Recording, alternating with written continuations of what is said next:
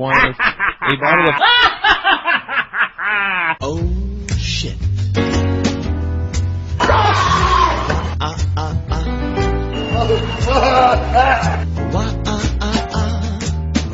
Get up, come on, get down with the sickness.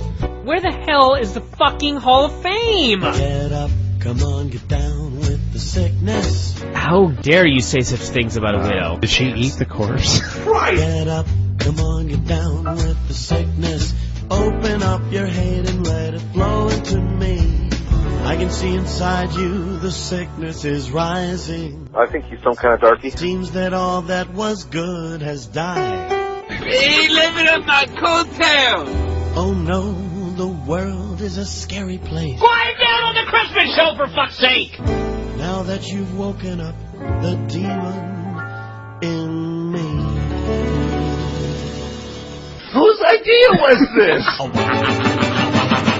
Why? Get up, come on, get down with the sickness. Hello? Mother, get up, come on, get down with the sickness. You Sit on my face. fucker, get up, come on, get down with the sickness. Golden, get it. Open up your hate and let it flow into me. Why can't you just fuck up and tell me get down with the sickness? That's it, you. I do want to leave this shit, I'm down with the sickness. You do it to this, you can do it to fucking organ. Down with the sickness. Speak out. Here it comes. Get ready to die. Get ready to fuckers. Die.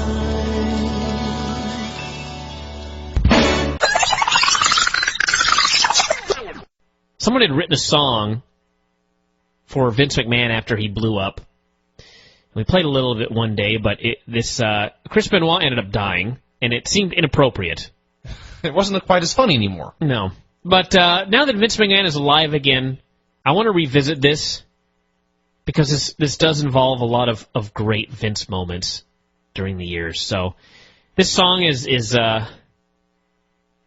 for Vince McMahon after he blew up. I feel gnarly tonight. Gnarly. I will remember you. Billionaire! Big Will slam! you remember me? Sounds like a plan. Don't let your life pass you by. Not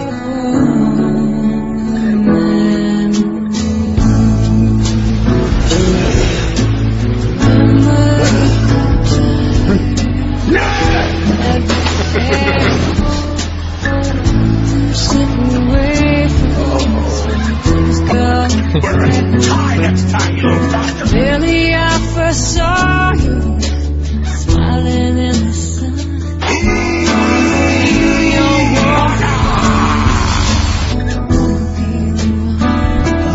I will remember you. Will you remember me?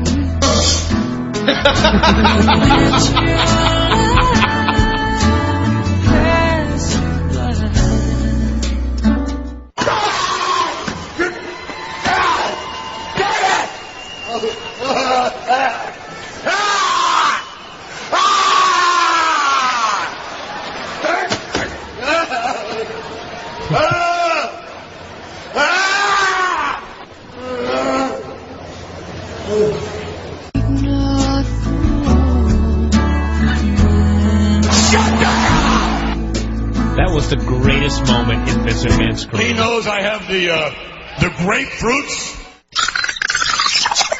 Let's look back to when wrestling was great. I know exactly what that was. It was bloody dreadful. It's a shame, Nikolai, that you didn't lose your voice in this building, just like the Iron Sheik lost the WWE title. And listen, you are the first Englishman Chief Kennedy McMahon ass. I know, yeah. I want to let you know I saw Security. that Madison Square Garden. Security, get him bloody out of here now! Donald Trump!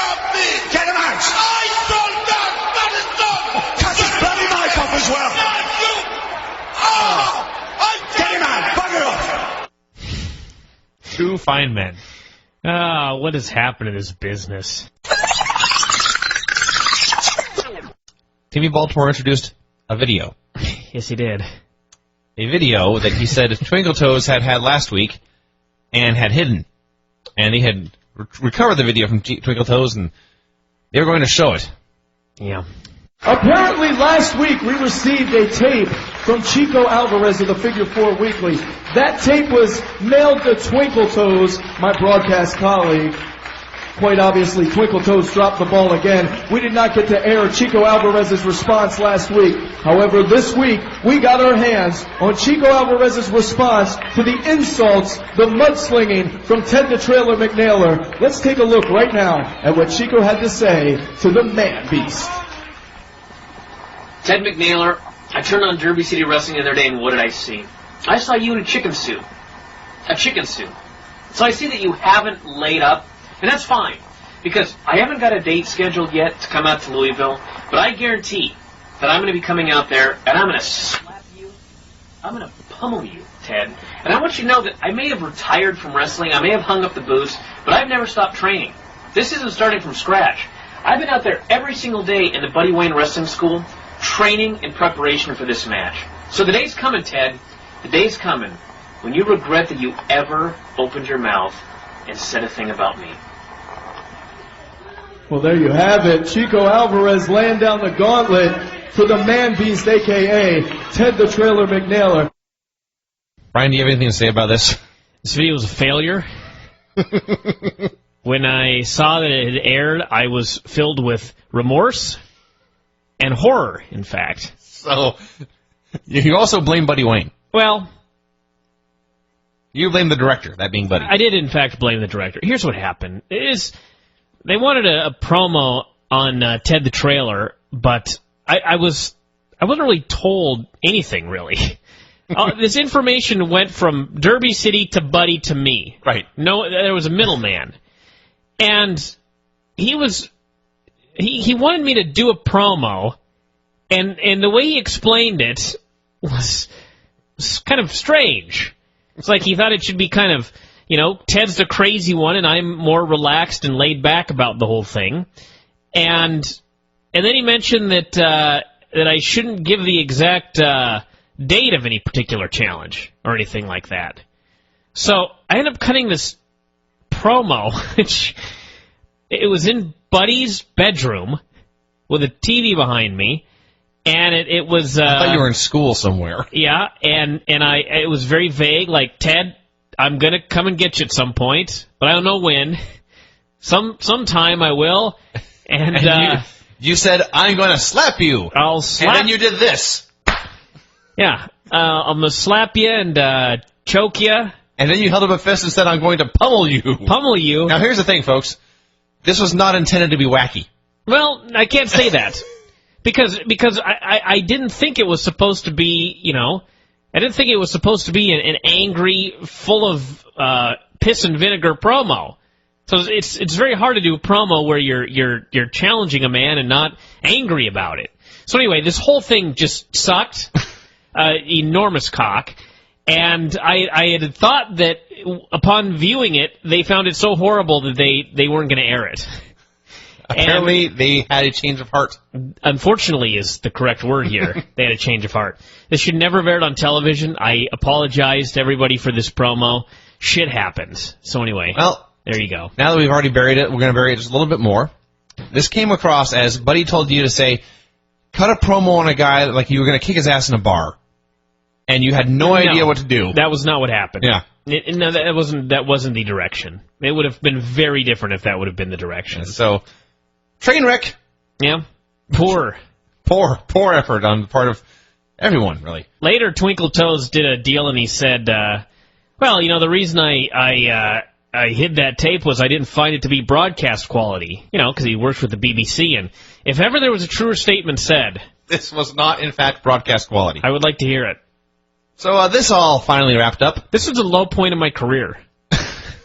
Just want everybody to know that. Well, keep in mind there's a few hundred people watching. And the hair match, I actually would rank, I think, below this promo. Oh, without question. Yeah. Come on now. Think of how much work you put into that. And this promo was worse. Yeah, but how much work did you put into it? That's my point. We did a lot of them. Really? And why they chose this one? Christ. So anyway, maybe this was a big rib on me. It may have just been. haven't figured it out yet. That may be the key right there. Buddy may have called Rip and said, you got to use this last one. It's not so bad. It's not so bad. This is new.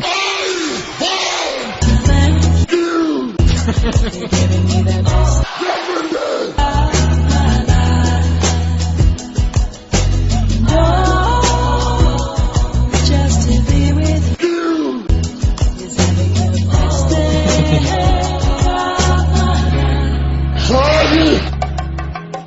What? Yeah.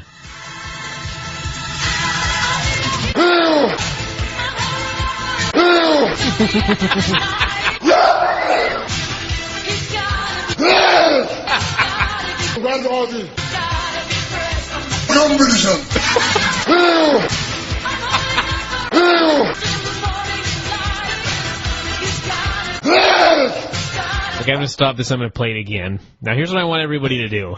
First off, how can anybody hate the Great Khali songs? It's impossible. It's just absurd that you would hate them. I want you to imagine that the Great Khali is in studio. He's got his headset on, and this song is playing, and he's supposed to sing it, and he's trying desperately to keep up.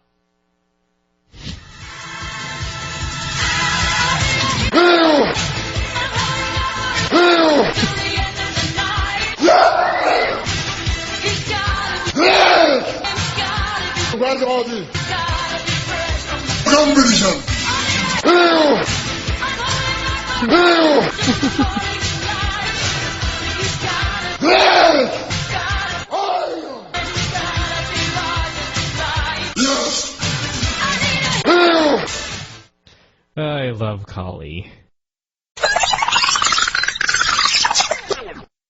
And, Nails, do we have a UFC this coming Saturday night? Yes, we do. A very exciting UFC show. Guess what? Huh. You'll be having it at your house. Oh, Christ, dude. I should fire you. Go ahead. I don't even want to discuss this any further. Shut up, shop. And I'll walk away. So anyway, everyone, UFC's next Saturday. We'll talk about that later on. And that's that. So, Nails, I guess we'll talk to you after a while. We'll preview it or something. Woohoo! All right, adios. Bye. I had to immediately boot him off the show after I heard that. Oh, God. God, that UFC thing annoys me. So dumb. I just hope that like something happens next week and football just gets banished from this country. Like it's just shut down. Like some football player goes nuts and like tries to bomb a federal building and they just go, no more football. Breeds the wrong type. And that will be the end. I'll never have to worry about this bullshit again. God, you know how great my life would be without football? I could not even count the ways that this world would be better without this shitty sport. Yeah. Unlike you, I truly am tired of this argument, so I'm not saying anything. Good. I'm going to just cackle. Football can go the way of the dodo. Dead. Extinct. Never see it again on this planet. Do we have a fucking football rant here that I've got somewhere? I know I got a baseball rant. That's not enough for me right now. I need something on football. They all just fucking suck the fucking biggest dick there is. There you go. That's football. Let me tell you something, I'm sick and goddamn tired of this bullshit! Yep. Jim Cornette agrees. Hey, you fat son! Football players he's talking about. A football player walked into the ROH arena at some point. Let's see. Here's what I think about football. You're no good. You're no good. You're no good. You're no fucking good. Motherfucking fuck your ass. You're no good. You're no good. You're no good. You're a piece of shit. Indeed. Football. I don't get like this about anything else, except baseball when baseball season comes. I don't ever get mad about basketball. I'm fine with basketball, soccer. What other stupid sports are there out there? What are some other famous sports that people like? I'm fine with hockey. Car racing. It's kind of dumb. What else? Lacrosse. For idiots. What else? Let's see, in this country? It's mostly just baseball and football. And let me tell you something about these sports. I wouldn't hate football if it didn't cause such a... If it wasn't a pain, if it inconvenience wasn't to you. a pain in my ass. Yes. I wouldn't hate it. Now, baseball I just hate. I just hate the sport in general. I scoff at the idea that these men are highly paid athletes. When I think of all the sports in this world that require some sort of athleticism, baseball ranks above only, say, golf. Darts?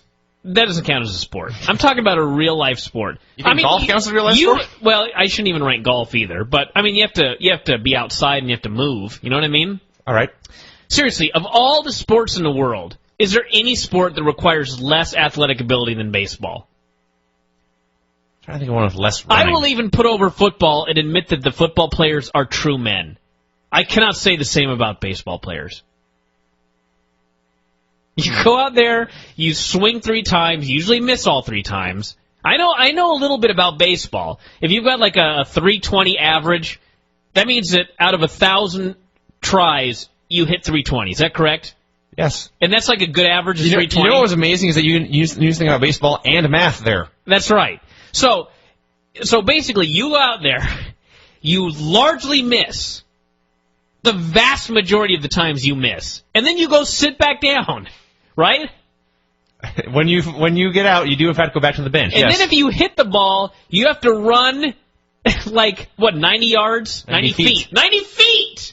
90 feet to a plate. And then you stand there until somebody else happens to hit a ball, which could be a huge period of time. You know, I can annoy you more. Go for it. If you're, a bad pitcher who can't throw strikes, you stand there with a bat in your shoulder. You don't swing. He throws 4 bad pitches. You walk there. You walk there. Walk. So baseball. For those of you angry about my rant about football, you can rest easy that I have great respect for football players as opposed to baseball players. And to think that in that fucking game, everybody's on steroids? Why?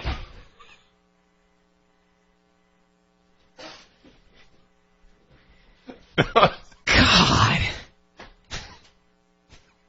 Okay, you broke me. You just broke me. Stupid. Look at this. So random. So what? So random. When we sat down to do the show, I was not expecting a baseball rant. We're 36 minutes into the show, and I haven't even got started on wrestling yet. And I hate wrestling for all of you. For all of you angry about my baseball rant, I'll have you know I hate wrestling as well. I'm sweating, and I'm filled with vitriol right now. Let me give my speech here very quickly. Go for it. It's not a speech. I just want to make something clear. I've been thinking about sports for the last week or so and why I hate certain sports. And after I give the big football and baseball rant, I actually expected hundreds of people to quit the website. Thought they'd all cancel their subscriptions. And shockingly... No, Brian, because other people can disagree without it getting personal. Nope, thought they'd quit. They didn't. We actually have more people today than ever before, which means I should probably rant about baseball again. Excellent point. But I'm not going to. I'm just going to say that as it pertains sports, I have noted that the sports that I respect, or at least the sports that I enjoy, wrestling, MMA, gymnastics, is that all of them that I mentioned? Probably. Savat. I never said Savat. But anyway, I would also like to make one comment about gymnastics. When people were talking about what sports does Bryan enjoy and they had gymnastics in there, I enjoy doing gymnastics. And I respect gymnasts because as much as people will make fun of gymnasts, most gymnasts, especially dudes that do rings, would beat the ass of every untrained, anyone who's not trained in a martial arts. Their ass would be humbled by a gymnast. And even many of you that work out, if you went into the weight room with a male gymnast that excelled in rings, you'd be humbled in the weight room. I don't... And those guys have never touched a weight. You're 100% right on that one. Now, with that said, the last time I've actually watched gymnastics was the 92 Olympics. I was in 11th grade. Yeah. That's a long damn time ago. My cousin is a very, very high-ranked gymnast. We saw him on television once. Yeah. Memo, I believe is his name. Guillermo, that was it. Well, his Memo was short, but we watched a little bit of his gymnastics. It was on NBC. He's goddamn great. I remember this now, because he actually looks a lot like you. Not quite exactly like you, but a lot like you. And my first stupid question was, are you related? And you said he's my cousin. Yes. And we watched him for a while, and then my stupid question number 2, and far stupider, is he better than you? Yes. And you turned to me and said, he is on NBC. He's better than me at gymnastics. So yes, he's quite good. I actually never knew that he was a gymnast until like 3 years ago when I was at the gym coaching, and some girl came up to me and said, I met your cousin at a meet in Michigan or something this weekend.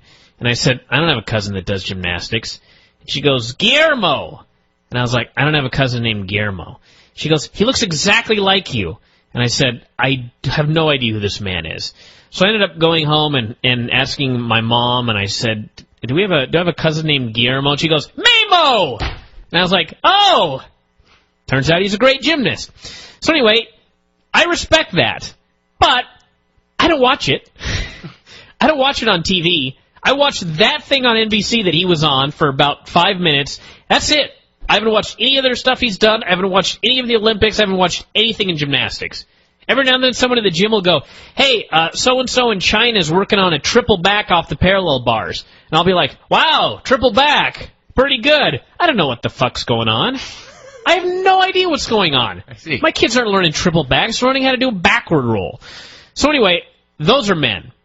As athletes, gymnasts are men. Doesn't mean I like it or watch it. So, that's number 1. And of these sports that I've mentioned, what's the common theme? Team sports? They're all individual sports. Oh, the ones you like, yes. Those are the ones that I like. I finally figured this out that I like sports where a man has to achieve greatness on his own. Where, of his own accord, he needs to attempt to be the best in the world. Whereas with team sports, baseball, football, soccer, it's such a herd. It is. It's such a herd sport. You must, in fact, sacrifice to work together. Yes, and that's not my thing. No shit. That's it. That's the whole thing. I finally figured it out. That's actually an astute, and you're not alone in that observation. It's somewhat unusual. Let's just say somewhat unusual. Team sports in this country are way bigger than individual sports. Yes. That's not necessarily true in Australia, where golf and tennis are huge. Granted, they have rugby and Australian rules football too, but I don't know why that is. But in this country, team sports pretty much have. Well, I shouldn't say always. Team sports are way more popular than individual sports here. Because it all dates back to revolution and war. That's all it is. I am not about this working together shit. I'm about an individual achieving all that he can achieve on his own. I see. If you're on a team and you suck and the rest of the team looks great, you guys can still win. That's the whole point, actually. Yeah. And to me, if you have a shitty day, you should pay for it. That's the whole thing. That's it. And then just baseball, as I talked about last week, it's a team sport, and I was just looking at it this way. I guarantee that I could teach a gymnast to play baseball before I could teach a baseball player to do an iron cross and a great ring routine. I guarantee it. you could teach a gymnast to play baseball. You can maybe teach him to hit a curveball. I'm sure that I could get a gymnast to become a high-level baseball player before I could get a baseball player to become a high-level gymnast. And really, I could say that about most individual sports. Michael Jordan was a great athlete. He couldn't play baseball. Well, that's why a guy like Michael Jordan transcends his sport, because he's a great individual. There's certain guys that one man is the team. And he was certainly that. Okay, well, I'm fine with those type of guys. But like the random faceless guy on the baseball team that has a 180 average or whatever and somehow is making $14 million, that guy. You're somewhat exaggerating, but that guy I'd string up. That guy I'd draw and quarter. Some poor fucking guy making $2,000 and get his ass kicked in UFC, and here's another guy with a shitty baseball average making millions. Well, just remember, the shitty baseball guy still had to beat a lot of guys to get that job. That's true, but still, no respect. Okay, so Brian's an individual sport guy. That's fine. That's it, everybody. Now you know. So Brian doesn't think teamwork's a valuable thing. Leave me alone. Well, you do. You know what? Actually, I've said that kind of snarky to make fun of you. You work alone. I do. It's fine. I figured that out. That's my whole life has been about. Even at my party, you were hanging out in the corner alone. That's right. And the thing I hate, the absolute fucking God, it drives me crazy. Whenever I go to the gym, it doesn't. I hate the staff shirts. I hate uniforms. I hate them with a passion, an unbridled passion. I go to that fucking gym, and if I'm not wearing a staff shirt, I'm always singled out and yelled at. And it just fucking drives me crazy. If anybody knew how long I've been working at this gym and how much I'm paid, I'll actually tell you right now, $10 an hour. That's right. When did I start coaching there? About 93? The year 2000. Yes. I'd actually been coaching long before that. I have never gotten a raise. But the point is, I don't care. I've got 5 paychecks sitting in my purse right now. My man purse. Whatever you want to call it. 5 of them in there right now that I haven't even cashed because I don't give a shit. Right. But the point is, I have not gotten a raise in this entire time, and they still yell at me if I don't wear a staff shirt. Apparently, they don't yell enough to can you. It just baffles me. Well, how could they can me? I work so cheap. That's the whole key. There is that. But it baffles me that if I show up at the gym in a plain white T-shirt, I'm not showing up in a Michelob shirt or a shirt with a skull and crossbones on it, although I'd like to. If I show up in a plain white or a plain black T-shirt or even a gray T-shirt with Gold's Gym on it, unacceptable. Because there seems to be this impression that if I show up in a non-staff shirt, my children are not going to be able to identify me.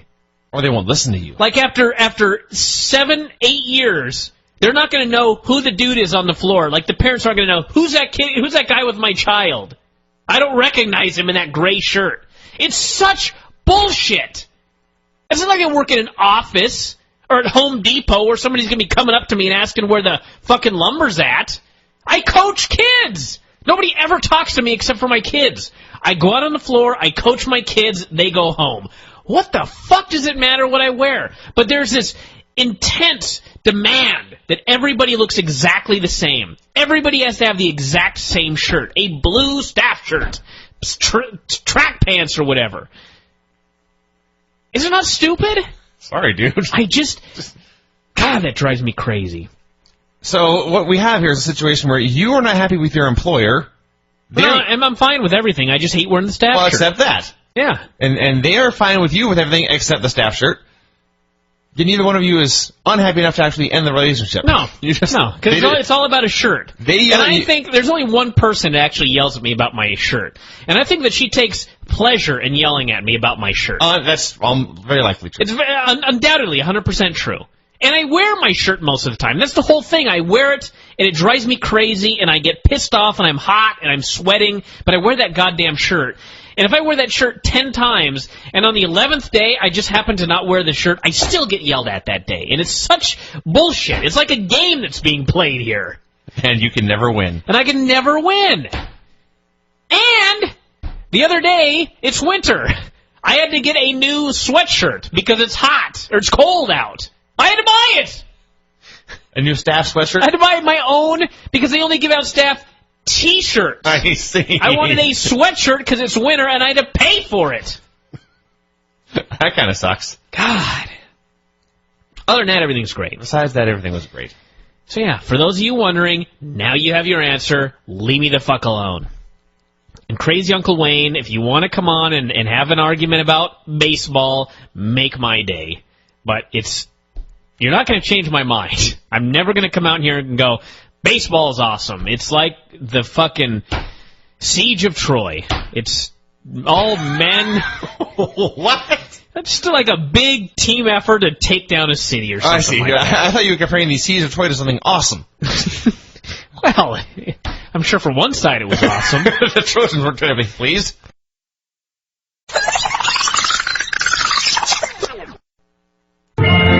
This is going to be awesome. I've thrown away my toys, even my drum and train. I want to make some noise with real life aeroplanes. Someday I'm going to fly. I'll be a pilot too. And when I do, how would you like to be my crew? Yes. On the good ship. Pop its sweet trip to a candy shop where bonbons play. On the sunny beach of Peppermint Bay. Lemonade stand. It's any other song. This would... And there you are, happy landing on a chocolate bar. On the good ship, hop on the good ship, hop on the good ship. Oh, what's happening? Hop on the good ship, Acid trip. hop on the good ship. The fuck is going on? Hop on the good ship.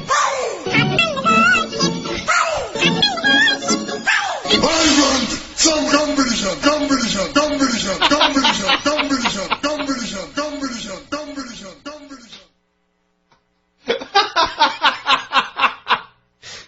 What the hell? That was the strangest drop we've ever played.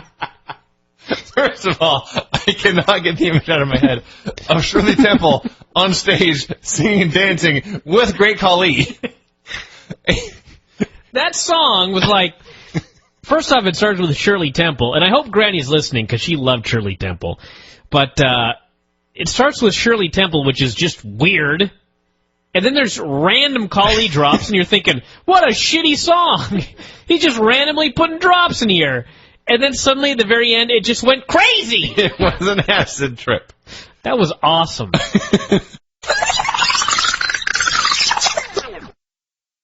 We had the reverse battle royal. Now, it was said that the winner of this match would become the #1 contender. I could have sworn they said that. Well, that got changed. This became a reverse battle royal where, first off, you had to fight to get into the ring. Once 8 men were in the ring, it became a battle royal, and based on when you were eliminated, that seeded you into a tournament that starts on Impact. So, correct. What did you win for winning this match? What did you gain by becoming the victor? The #1 seed. Which means what? You wrestled James Storm. Which means what? Nothing. All of the seedings were equal. Correct. The winner did not get a bye in this tournament. The winner got nothing. So, to me, wouldn't it make sense that once you were in the final 8, you just jumped the fuck out so you didn't get hurt? Don't forget bragging rights. Oh, that's right. Mike Tenay added that. They were very, very adamant there were bragging rights at stake. Bragging rights. So, the reverse battle royal portion of this, the good news is it was only about 2 to 3 minutes long. The bad news Everything else is the bad news. This was the worst 2 to 3 minutes of wrestling I've seen in 2007. For those of you that don't understand, they put 16 guys outside the ring, and you have to get in. You have to slide into the ring. Now, there's never a period where somebody is always beating on somebody else. There was always somebody standing there with the ring right in front of them, and they had to pretend like they couldn't get in. Yeah. And my favorite was Sanjay. Poor Sanjay Dutt at one point looked around and realized there was no one within 15 feet of him. So he leapt over the apron, he grabbed the ropes, he went to step through, and then he slipped and fell to the floor and sold. Yes. Sanjay Dutt so clearly hates everything about TNA. Can you blame him? But he just doesn't care. Yeah, he just does his job. It's so clear from watching every interview, every match, every skit. promo, everything he does, he is collecting a paycheck, and he doesn't care. More power to him. Sure. And then there's also, at least he did that. Other guys would just have the opportunity and not get in. Paul, let me ask you a question. Eric Young was just walking around the ring at one point, looking for something to do. Yeah. Paul, let me ask you a question. Shoot. When did you first start watching wrestling? Well, what was it about wrestling that caught your eye? Lucha Libre. Really? Yeah. Now, what was it about Lucha that caught your eye? Well,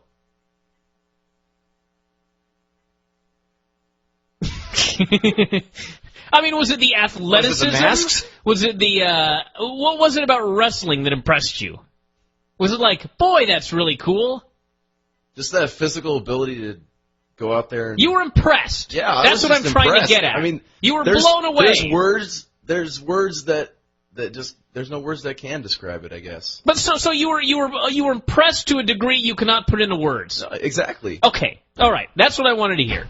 So, when you first started watching wrestling, you were impressed beyond words by what these men were able to do. Correct. Vinny, what impressed you about this wrestling? That, as well as the personalities. So larger-than-life personalities. Yes. And just these crazy, cool people. Maniacs like Randy Savage, yes. Just men you'd never see. Correct. Okay. I saw the Ultimate Warrior, a superhero-sized man, beating up a fatter man. Whatever. Okay. That's what got everybody hooked on this business. Why would you want to watch 16 guys who are so dumb that they can't figure out how to get into a ring? Is there anything less impressive than seeing men not being able to figure out how to get into a ring? If the first thing you saw was a reverse battle royal and Sanjay Dutt tried to get in and then slipped on a banana peel and hurt himself and fell out, is there anything less impressive than this spectacle in the world of wrestling? I think someone trying to put a triangle block into a circular block. That's up there. You would never pay for that. You would not be hooked on such a thing. I hate the whole idea of this reverse battle royal and how stupid it makes everybody look. You forgot this one thing, too. Shark Boy, for this reverse battle royal, was wearing a neck brace. Yes! There's an impressive physical specimen right there. So after this bullshit, and I have no other word for it. And we have spent, by the way, twice as long talking about it as it actually took place on the show. It finally came down to 8 men. Storm, Young, Hoyt, Kaz, Shelley, Sabin, Rude, and Fatu. I should mention that the 8 men who didn't make it in, is there a bigger group of 8 losers on this earth? Why no? You guys are such failures. You couldn't find a way to get into the ring. They failed to climb into a ring. Did you ever, Paul, on your first day of this business, have to learn how to get into the ring? Really didn't take that much. I mean, Buddy didn't have a full session on how to get in the ring? No. He just sort of got in there? Yeah. What about Buddy's son, who's won? Has he ever had a problem getting in the ring? No, he just climbs right in. Yes. The ring apron is above his head, and he gets in the ring. These 8 fuckers couldn't find a way in. So then we had 8 guys, and they proceeded to have an actual decent battle royal, per the standards of battle royals, which are normally pretty bad. So a lot of craziness and that sort of thing, and then it came down to Rude and Eric Young for bragging rights, and Eric Young pinned him with a small package, And the only news is that, per the eliminations, we are going to get a match between Alex Shelley and Chris Sabin, which is going to be great. Actually, I have more to say than... That's not the only news. First of all, yes, the world needed to see Eric Young and Bobby Roode one more time. Yeah. Now, when you say we're going to get Chris Sabin versus Alex Shelley, what actually happened was Mike Tenay noted that he had taken very copious notes, and to the best of his ability, he had calculated that due to the seedings as a result of the Battle Royal after the reverse Battle Royal, he thinks Chris Sabin is going to wrestle Alex Shelley. So it's not confirmed. It is not confirmed, but he pointed out, as part of the broadcast, this segment was obscenely complicated and fucked up and a pain in the ass to keep track of. Yes, he took notes and he's not sure. He took notes, and it's his job, and he is still not sure. Yes. Yes. Think about that for a second. Now, let's assume that he's correct. And we're going to get Chris Sabin versus Alex Shelley. Okay. I'm sure it'll be a fine match. Yeah. Who wants to see them wrestle each other? They're a tag team. We want to see the tag teams wrestle other tag teams. I'm actually fine with that because it'll be a good match. It will, in fact, be a good match, but damn it. the machine guns come out, everyone loves them, and then they always just get punked in the end. Yeah. And now... Then they can wrestle each other. We are guaranteed one of them is going to get punked again. Yeah. Yes. Paul, your thoughts on this reverse battle royal into a singles match for nothing?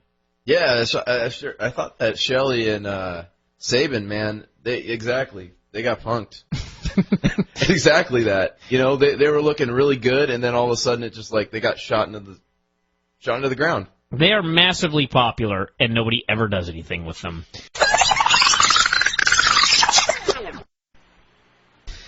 You know, every time we do a show, and I go on the board, and I hear Anchor going, "Good show, needed more songs," I just think I'm never playing a song on this show again. I'm stunned you haven't just banned him for life. No. Great show, just needed more songs. Tell me how to run my show, Anchor. I like when he freaks out that we don't review SmackDown. God. He doesn't know whether he should watch it or not. Just watch the fucking show, dude. We do. We live. Who cares what we think about it? That's actually a great question. Who cares? The only show that matters what we think about it is Impact. I don't care what the rest of you think about any of these shows, but Impact sucks. It does. But I want you all to stop watching it. You've come to my side then. No. I haven't. Your side is we should stop watching it. That's part of it, yes. I also encourage others to stop. No, the problem is, if we stop watching it, others may continue to do so. It is our job to watch this show, observe how awful it is, alert everyone else to not watch it, hope that the rating tanks, and that they replace the writing crew before they go out of business. So you see ourselves, our duty as something of a noble sacrifice. Yes. I see. It is a noble sacrifice on our part. Because every time I watch this show, all I see are great wrestlers. Absolutely. And every time I watch this show, I write the same thing. Great match until the shitty finish. Can I stop writing that? Yes. Can we just have great fucking matches? Oh, no. This show that we watched, how many times have I said, this was the worst show I've ever seen? I'm watching Impact regularly. I don't care what anybody says. I don't care what anyone says. In fact, how many threads have I read, not so much lately, but in the past, mostly from people that never actually read my newsletter or listened to my radio show, that said, all Bryan does is agree with Dave. Well, we disagree here on a very major issue. Dave does not seem to think that Impact is the worst wrestling show there's ever been in history. I can tell you without question it is. No. It is worse than Nitro. It is worse than Thunder. It is worse than the worst Nitro I've ever seen. It is worse than the worst Thunder I've ever seen. And it's this bad on a weekly basis. Yeah. This show, in its current form, needs to die. That's without question true. Now, I need to clarify your argument. It's not that Dave thinks it's a good show. He just disagrees it's the worst show of all time. Well, he went a lot longer before he realized it sucked than I did. I will say that. It wasn't, See, I'm actually to the point, I'm farther along than you, where I knew it sucked a long time ago. I hated it and hated it forever. And now I'm kind of aware it sucks, but I just know that I just have to sit there and get through it, and in 90 minutes to 2 hours I'll be done and I can move on. This show makes me too mad. I can't even do that. That's where I was 2-3 months ago. No, I can't, because this is the difference. You can accept misery in your life. I can't. I don't want to accept that I have to watch this shitty show every week. Do you understand? I want this show to get better. Right. I don't want to keep watching this shitty show and going, it's been an hour. There's only 1 hour left. Okay. I don't want to do that every week. Here's another difference between you and me. You are, generally speaking, a man of hope. I am, generally speaking, a man of despair. This show will never get better, Brian. It will. No. There's two things that are going to happen. The show gets better, or the show dies. Right. I guarantee that one or the other is going to happen. And it will not be the first one. It will not be the first one. No, because they've signed a 3-year deal. Then it's going to be a shitty show for 3 years. No, and I'll tell you why. Because there's no way that people can put up with this shit for 3 years. There's just no way. They put up with it for 5 years. No, they didn't. You think Dixie Carter's going to wake up tomorrow and go, holy shit, this show sucks? Just came back last November. It hasn't even been a full year yet.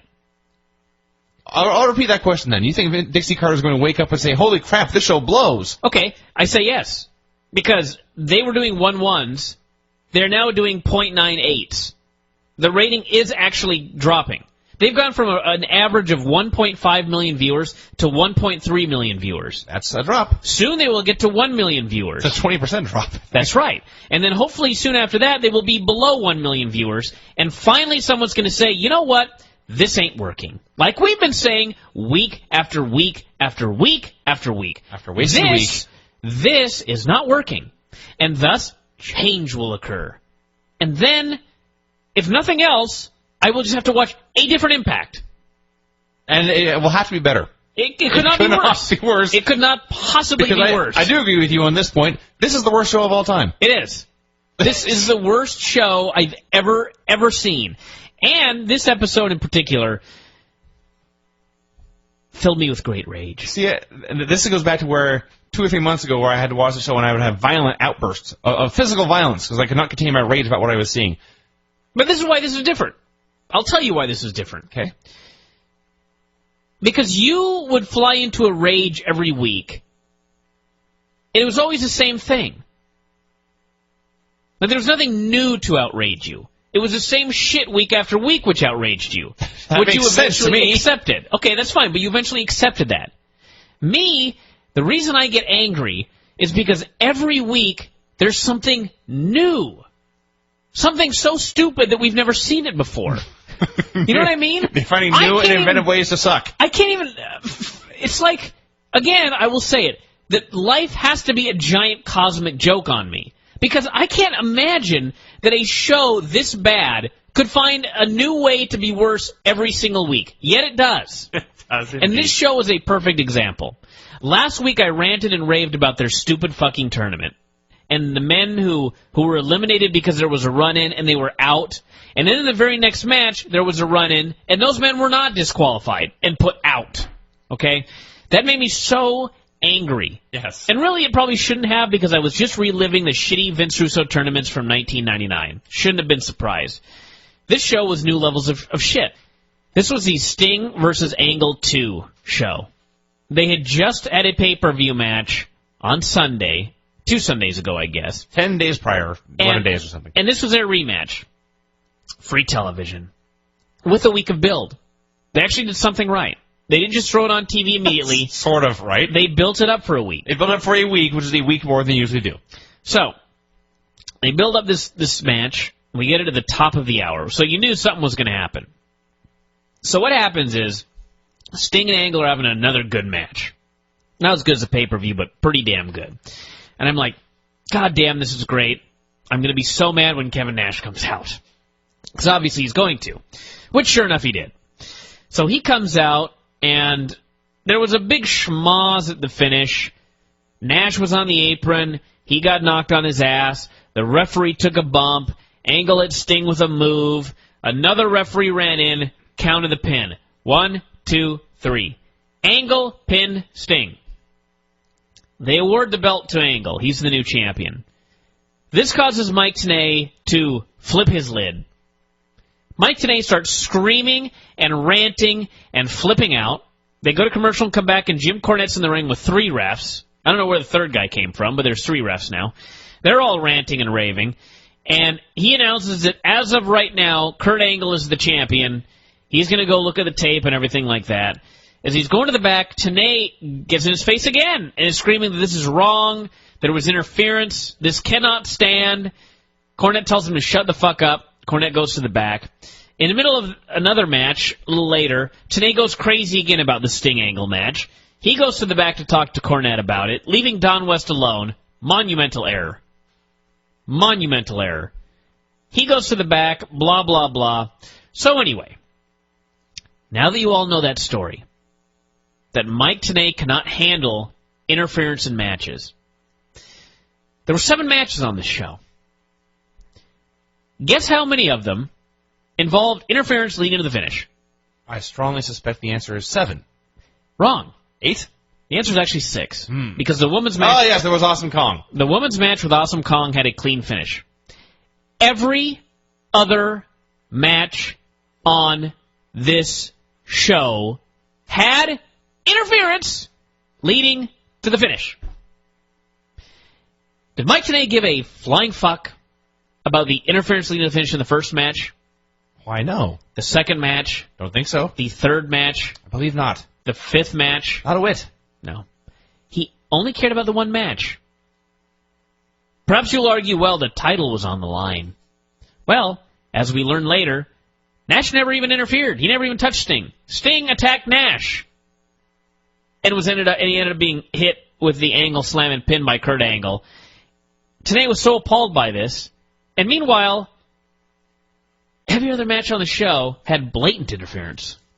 Well, I would take it a step farther and think, when was the last time there was a TNA title change, any title, that did not have interference in it? Let me read a quote from... There was interference when Sting won the title. Kurt Angle, who is the current TNA champion. Let me find it. All right. Here it is. We all sat down and said, quote, hey, no more run-ins. If you want me to win, I win. If you want me to lose, I lose. I think TNA's starting to get that. We're in an MMA world right now. It's not going to change. Who said that? Was it Kurt Angle? It was, in fact, Kurt Angle. That's odd. When did he say that? I'm going to say 2002. He said that in October of 2007. Well, that's this month. That is, in fact, this month. What you happened get the then? prize. The reason this made me so mad was because, is it not the very basic, I mean, seriously, the rock bottom, absolute basics of booking? If your entire show is going to be built around a world title change that involves interference, that is going to cause great controversy and an announcer to flip out, would it not make sense that you would have all the other matches on that particular show have a clean finish? That's probably a good idea, yeah. Would that not be... better? Not even better. The only solution. To have the finish, the controversial finishes stand out instead of being lost in a sea of controversial finishes? Give me another solution. Give me one other solution that would be acceptable in this case, if that's what the show's going to be built around. So it's built around controversy in the world title match. Maybe just one other run-in? That's not a DQ? The answer is there is no other option.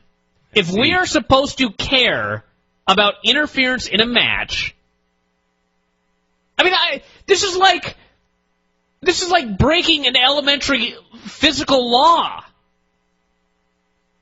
You can't. There's nothing else you can do. There is literally no other solution. If we're supposed to care that there was interference in one match, the only fucking thing that makes any sense is for every other match to end clean. That's it. That would help the show. I go back to the prior problem. They've established a 5-year track record of all title matches must have interference. How? Vince, again, that's fine. But if you're going to do that, and we're supposed to care, then you can't have anything else happen on the show in the same fashion that nobody cares about. You're not wrong. Don't misunderstand me. But I'm saying, had they done that, it still wouldn't have worked because we've seen interference in every title match they've ever done. It would not have worked. But it would have worked better than this. Yes, that is true. Because at least in this one self-contained show, they tried to make it make sense.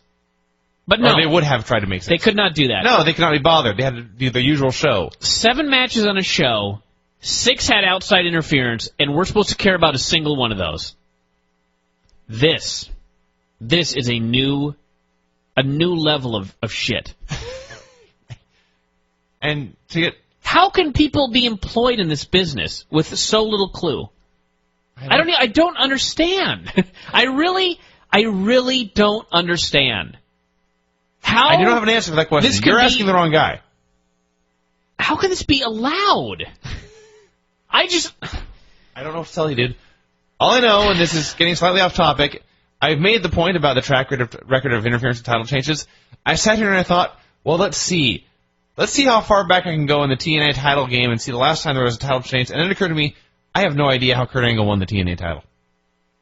I remember there was a 4-way tag match with the Joe and the Dudleys, but he went into that as the tag. All I remember is that he won the title at a pay-per-view, and then he won it again at the next pay-per-view. So he was the first and second TNA champion. That's right. That's the only thing I remember. I don't know who was involved in really any of these matches. Yeah. And you know what? It was like 3 months ago. No, I no idea. I don't have a clue. And here's the important thing, everybody. I'm sure there's some people listening to this that are going, well, Bryan, I remember. I know who he won the title from, and I know how he won the title the second time. Okay, you're missing the key point here. Not only do I not know, I don't care. That's also true. That is the danger. That is the doom of TNA. That I don't care. And I ain't the only one. Most people don't care. And the few who do care are apparently dropping off. Approximately 1% of their viewers care about anything that TNA does, enough to pay for a pay-per-view. About 1%. That's how many people that TNA gets to care. And every single week, they book their television to make you not care. They're trying to drive off that 1%. I think they are. They may soon be at 0.5%. I wonder what the drop-off for... I think WCW actually had a lower percentage at the end, which baffles me, but I'd have to look it up. But this is just amazing television. And you know what's the worst part about it? There's a whole new generation of fans coming up, and there's 1.3 million of them watching TNA, and God forbid those people ever get in this business. This is what they grew up with, and this is what they think wrestling is. I hadn't thought of it that way. Yeah, it's been around a while. I can't imagine anyone watching this show would want to get into the business. But, yeah, they're going to go up thinking, I want to be a big star, like, I don't know, Abyss. WWE, at least, is it's not designed to make you not care. There's just nothing really that you care about. There's a big difference between that. Indeed. If they hit on something that people start to care about, business will catch fire. And they'll run with it. Yeah. They will not kill it. They won't drive it on the ground. TNA, on the other hand, how many things have fallen into their lap that people were interested in initially? And they've booked people out of caring about it. Yeah. Every name. Everything. Every Angle, Sting, Christian, Joe. All of it. Remember how all 4 of them was a huge deal when they showed up? Yeah. Booker T's going to TNA. I'm sure everybody knows by now. And that's actually pretty cool. Booker T is going to TNA. Won't be cool after day one. No. I guarantee within a month nobody's going to give 2 shits about poor Booker T. Because that's how they book. The booking is designed to make you not care. Yet, these bookers are still in charge. I don't even understand. I don't even understand. See, that's why it makes me... Oh, we talked about this already. I don't want to rehash it, but every week there's something new. And I don't want to do a new rant every week on TNA, but they help me. They force you to. Every week they do something even dumber than they did the week before, and it just flabbergasts me. I have no explanation for it. This is the worst program ever. Oh yes, That I agree with. I can honestly sit here and tell you this was the worst episode of Impact I ever saw. But Impact is certainly the worst TV show of all time. So anyway, the big Kurt Angle Sting rematch, .98. Way to go, guys. Way to go. Hell of a job. Why would anyone watch it? They should be happy with .98. That should be an achievement. Well, they are, obviously. Apparently they are. Apparently they're happy having lost 200,000 viewers on average since moving to 2 hours. Thank God they got 2 hours. Where would they be if not 2 hours? Higher! That's right. They're back at 1.1. The promised land of 1.1. I want to mention before we get into Raw a little bit something well, it's related to the show because it's related to young Vincent here. That's me. I met your family this weekend. I had a birthday party. No, we're not getting married. But I did meet your family. Yes. It was your birthday party, yes. And I met your mom. Check. And your dad. Yes. And what were your impressions of these two people? Well, first off, your mom gave me the third degree about this show. Yes. She's never listened to the show, apparently. No. I've made a deliberate point to not let her listen. Well, hopefully she doesn't listen to this free show. That would be bad timing. No, she was a wonderful lady and all, very nice lady, but I could tell that she wasn't so sure about this. That is true.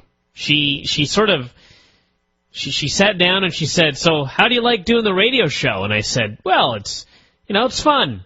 She goes, "So, can you load it up here anywhere? Or is there anything we can listen to?"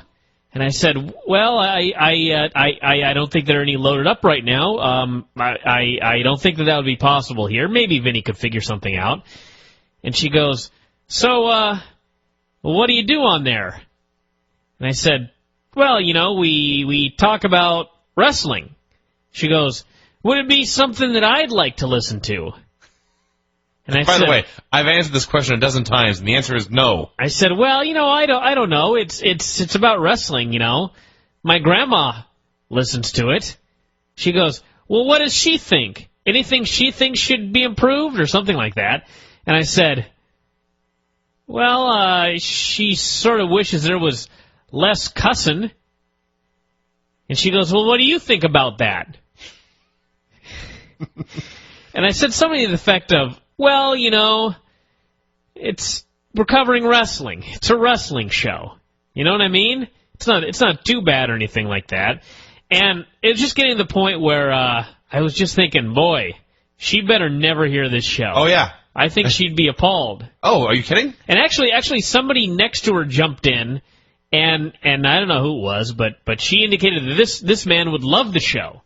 And he said, "Yes, I probably would, and you would hate it." So I don't know who these people were, what the discussion was about, but so that was your mom. Yeah, my mom, if she ever heard this show, would immediately ban me from the show. Actually, she would put her foot down. This would not be allowed. We haven't sworn once on this show yet. Not this particular episode. No, and I think people tend to make too much of the swearing on this show. There is some swearing here and there, but I believe that it's placed in its proper context. Here's the thing about swearing. It's funny if you do it right. Which I do. And I like to think we do it right. It's not gratuitous. Yeah. Like when I have to talk about how much I hate baseball, it's perfectly acceptable that I use a lot of swear words because my level of hatred for that game is immense. And thus I need to use more colorful language. Yes. Yeah. This is not about having a large vocabulary. I feel I have a large vocabulary. I just feel that certain words are better than any other word I could use. There are times when you must break out the big guns. Yeah. It's better to say that a baseball game fucking sucks than, for example, to say, "It wasn't very good." It fills me with feelings of anger or something of that nature. I don't know what people expect. Just say it fucking sucks. So anyway, so that was your mother, and then I met your father. Now, amazingly, I didn't know immediately who your father was. I saw that actually is kind of amazing. I saw a man taller than you. Yes. Who was wearing a Hawaiian shirt, I believe. If not, I'll always have it in my mind that he was. He should have been. And he walked out and he said something and he was all bombastic and then he went outside and Indeed. I said, "Is that your dad?" And you were like, "Yes." So I met this man and chatted with him a bit, and by the end of the evening, it was quite clear that he was your father, in the sense that if you'd put 10 men in a room, I would have picked him as the father. Okay. Now, with that said, your father is at a level of cool that you could never possibly achieve. Excellent news. It's impossible. And I can say that knowing that my father is also at a level of cool that I shall never achieve. Although I do think that I will come closer to achieving the level of coolness of my father than you will approaching the level of coolness of your father. It's very much, I watched this and I thought, it's the Brazo family in Mexico. There is X amount of charisma to go around in this family. Your father got almost literally all of it, and you were left with the remnants. I was left with my mother's charisma, unfortunately, yes. But yes, as I explained to Craig, my dad he's actually like 10 times the level of dork I am, but he's 1,000 times more comfortable in his own skin. That's why he's so great. That's why he's so cool. He doesn't care. Whereas I, in fact, am awkward and self-doubting. Sure. And no one likes that. You just need to accept your geekiness. Yeah. And then you'll be as great as your father. Whereas my dad revels in it. Your father... My dad's the kind of guy, he is, as noted, a Jimmy Buffett fan, and he's the kind of guy who will go to a Jimmy Buffett concert and walk around the parking lot in a 3-foot parrot hat. Yeah. Homemade. Yes. Because he thinks it's cool. I don't doubt this one bit. Yeah. And that makes him cool. Your father, it was just amazing to me that this man could possibly be so cool. So anyway, that was the birthday party. That's what I have to shoot for. I will say... Good luck. Well, I will say, having known this man literally all my life, he wasn't always this cool. He's grown into it? Yes, I've seen him fall down while bowling. That's cool. Is it now? Sure. Then he yelled at me. But that's cool. That's not true. That part's a lie. But he did fall down while bowling. And then he bitched about having to pay for everyone. That was the same evening. But no, my dad's very cool. And as noted, he's much happier now than he was when he was younger. He's also gotten medication for his depression. That helped. Oh, well. But here's my next question for you. So you met my mother. Yeah. You met my father. Yeah. Those people were married to each other for 20-some years. That's hard to imagine, right? Well, I don't know. Why?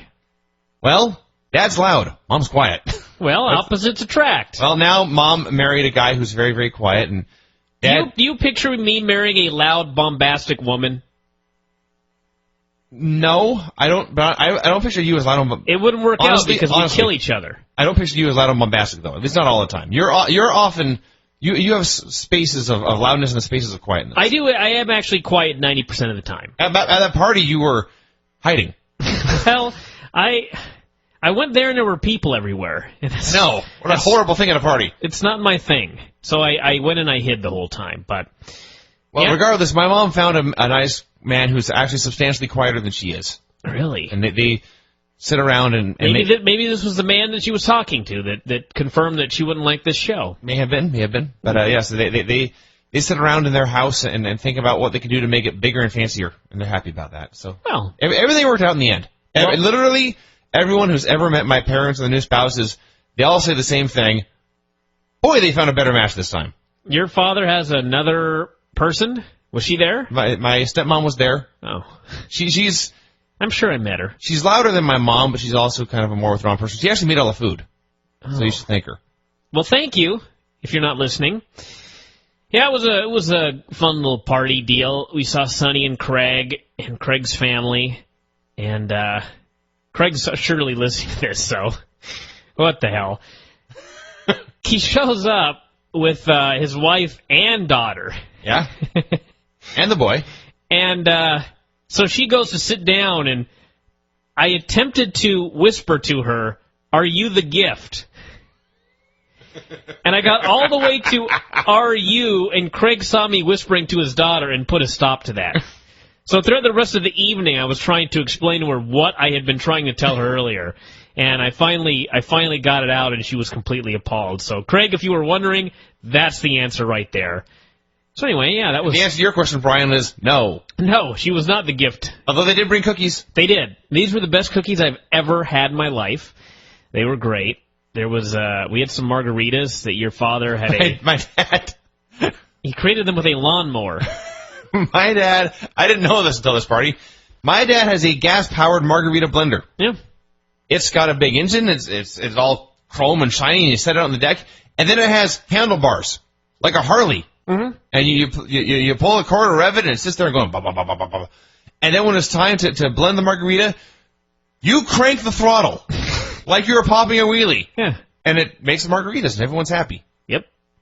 Then we went to a bar, and you got snookered. I had to leave early to do the Dave show. You had to leave early to I do have the Dave no idea show. what happened afterwards. I just know that we were in the middle of karaoke. We were waiting to do karaoke, and then we found out basically the karaoke at that place sucks. Because You don't say. approximately half the songs in their binder they don't actually have. It's like a decoy. So we ended up doing one song there just because we decided I was not going to leave until we did. And then we went to that other place where you've seen me do karaoke before. That place is awesome. The 13th Avenue Pub. Oh, God. Yes. And that's where I did Bohemian Rhapsody. Wow. What a travesty that must have been. Karaoke is like an indie show, and I hate it. Yeah. All I know is I must have been really, really awful because people love me. You always either get people that have no talent whatsoever, in which case you're listening to Jillian Hall and you want to kill yourself, or you have the people that have a modicum of talent, not enough to actually make it big, yes, but a modicum of talent where they can be the star of the karaoke bar, and they one want wants to follow everybody to know it. Yeah. I just hated every aspect of karaoke, except when you sing "Tell Me a Lie." That was a moment I shall never forget. But so anyway, that was Vince's birthday party. He's another year closer to death. That's right. And I guess we can all move on now. So and after that party, significantly fatter. Well, what no can you surprise. do? Yeah. No surprise.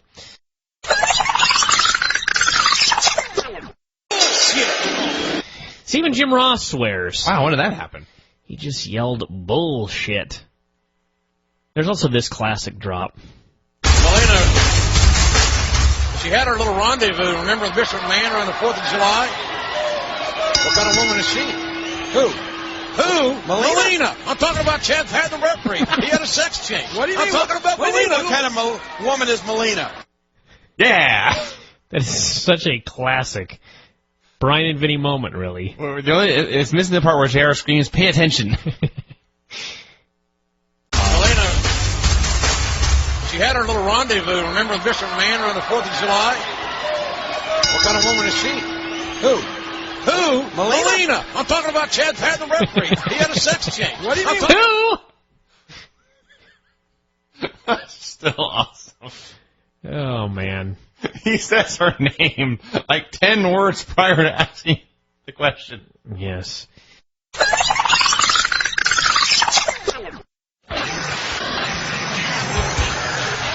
following shot has been paid for by the Anchor World Order.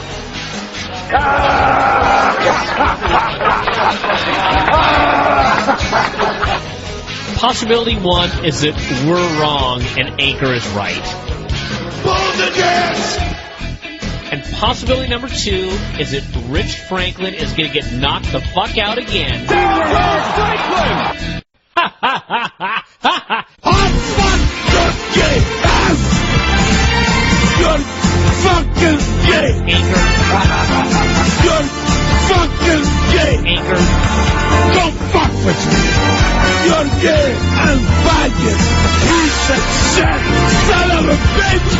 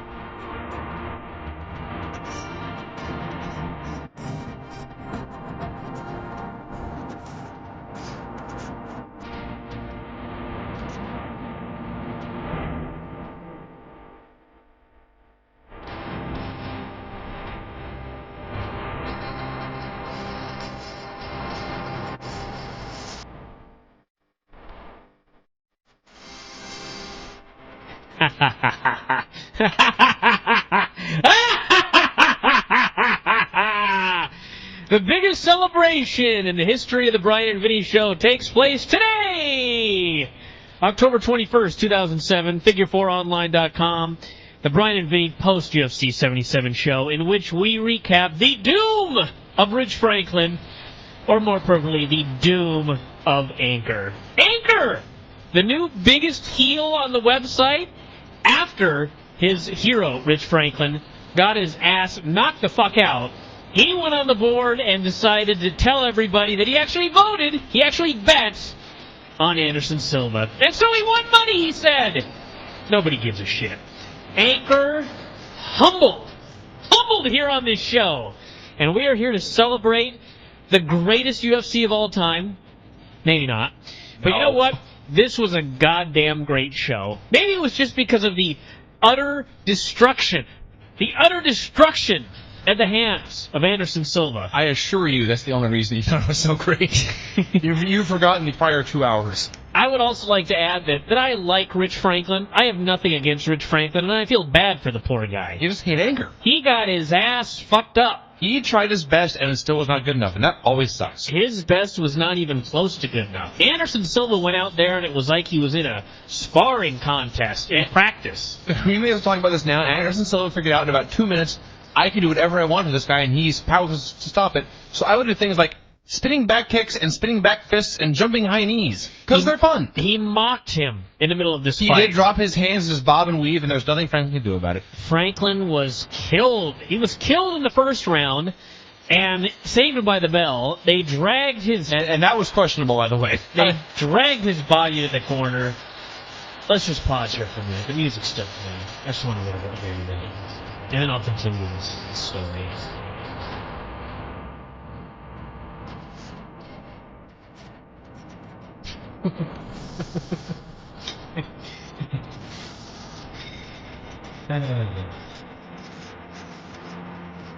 This is good radio. You don't think I better. Listen. Just rev that. That's right, kids. They picked up the body of Rich Franklin and they dragged his body to the corner. It took 3 men to drag his body to the corner. They sat his ass down on a chair. He dragged his own ass out for the second round, and he was just destroyed. Just utterly destroyed. I think this destruction in the second round may have been worse than the destruction in the first fight. It was a manhandling. His nose was dislocated yet again. And it was a sad, sad day for Rich Franklin. But a great day here at the Empire is my prediction. My great prediction has come true. For those of you wondering, we'll get the big news out of the way first. Candice Michelle is not dead. She got knocked out during her women's title match with Beth Phoenix. She suffered a concussion. She suffered a broken collarbone. It is a poor night for poor Candice Michelle. I got a phone call at about 8 o'clock. Somebody, it was actually exactly 8 o'clock, so I knew it had to have involved Raw. And the person said, I have just 2 things to say. I hope Candice Michelle is live, and Mr. Kennedy sucks. And in fact, when the show was over, the 2 thoughts in my mind were, I hope Candice is live, and Mr. Kennedy sucks. And... By any chance was the person calling you Shawn Michaels? Candice is alive, and Mr. Kennedy sucks. Beyond compare. And he's sucked before. This was his worst night, maybe of his life. You know what's funny is how many times have we critiqued Mr. Kennedy matches and pointed out things that he does that drive us crazy. And if I happen to be Shawn Michaels, I would want to punch this man out for it. How many times have I noted that when people try and lift him up for a body slam, he kicks his feet and makes life difficult for the guy lifting him? How many times have I said that? Every time he's ever been body slammed. Spot during this match, Shawn makes his big comeback, goes to lift Kennedy up. I don't know what the fuck Kennedy was doing, but he dead-weighted the guy. Yes, he appeared to weigh 700 pounds. A 190-pound man with a broken back and bad knees. Steel plates in there and 2 bad knees, and Kennedy couldn't even fucking go up for him. That was the least of his worries, to be honest with you. The main event was Shawn Michaels and Jeff Hardy versus Kennedy and Randy Orton, and it fell apart immediately. And it fell apart involving Ken Kennedy And Shawn Michaels. Yes. Now, I know that I'll probably go, perhaps on DeathValleyDriver.com, and read a thread about how Shawn Michaels sucks because he just had a bad match with Ken Kennedy. I'm betting that's actually not what happened. Maybe it's just me. I can count, really, on one hand, the number of guys that haven't been able to have a good match with Shawn Michaels. Name one. Actually, you know what? Seriously. I'm seriously trying to think right now. I was actually thinking of Benoit and La Resistance and Billy Gunn and Kane. And he had a good match with Kane eventually. And with Shawn Michaels, I'm trying to think, who could not work with Shawn Michaels? I don't think there's ever been anyone who there has to have been somebody that they didn't work well together. I'm sure that there have been matches where certain spots have fallen apart. There's a very legendary match, SummerSlam, with Shawn Michaels and Vader, where Vader didn't move or something, and Shawn got in his face and screamed, yes, "Move!" and then kicked him in the face. There have been other matches where spots have gone awry, and Shawn's got very upset.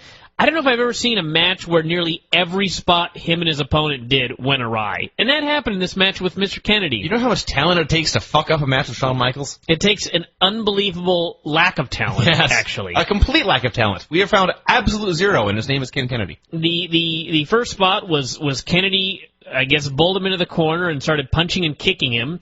And apparently at some point he hit him really hard because he tried to go make a tag, and Shawn grabbed him, spun him around and threw him in the corner and threw a hard chop. And he tried to chop him again, and Kennedy ducked his shoulder into it, which only pussies do, I might add.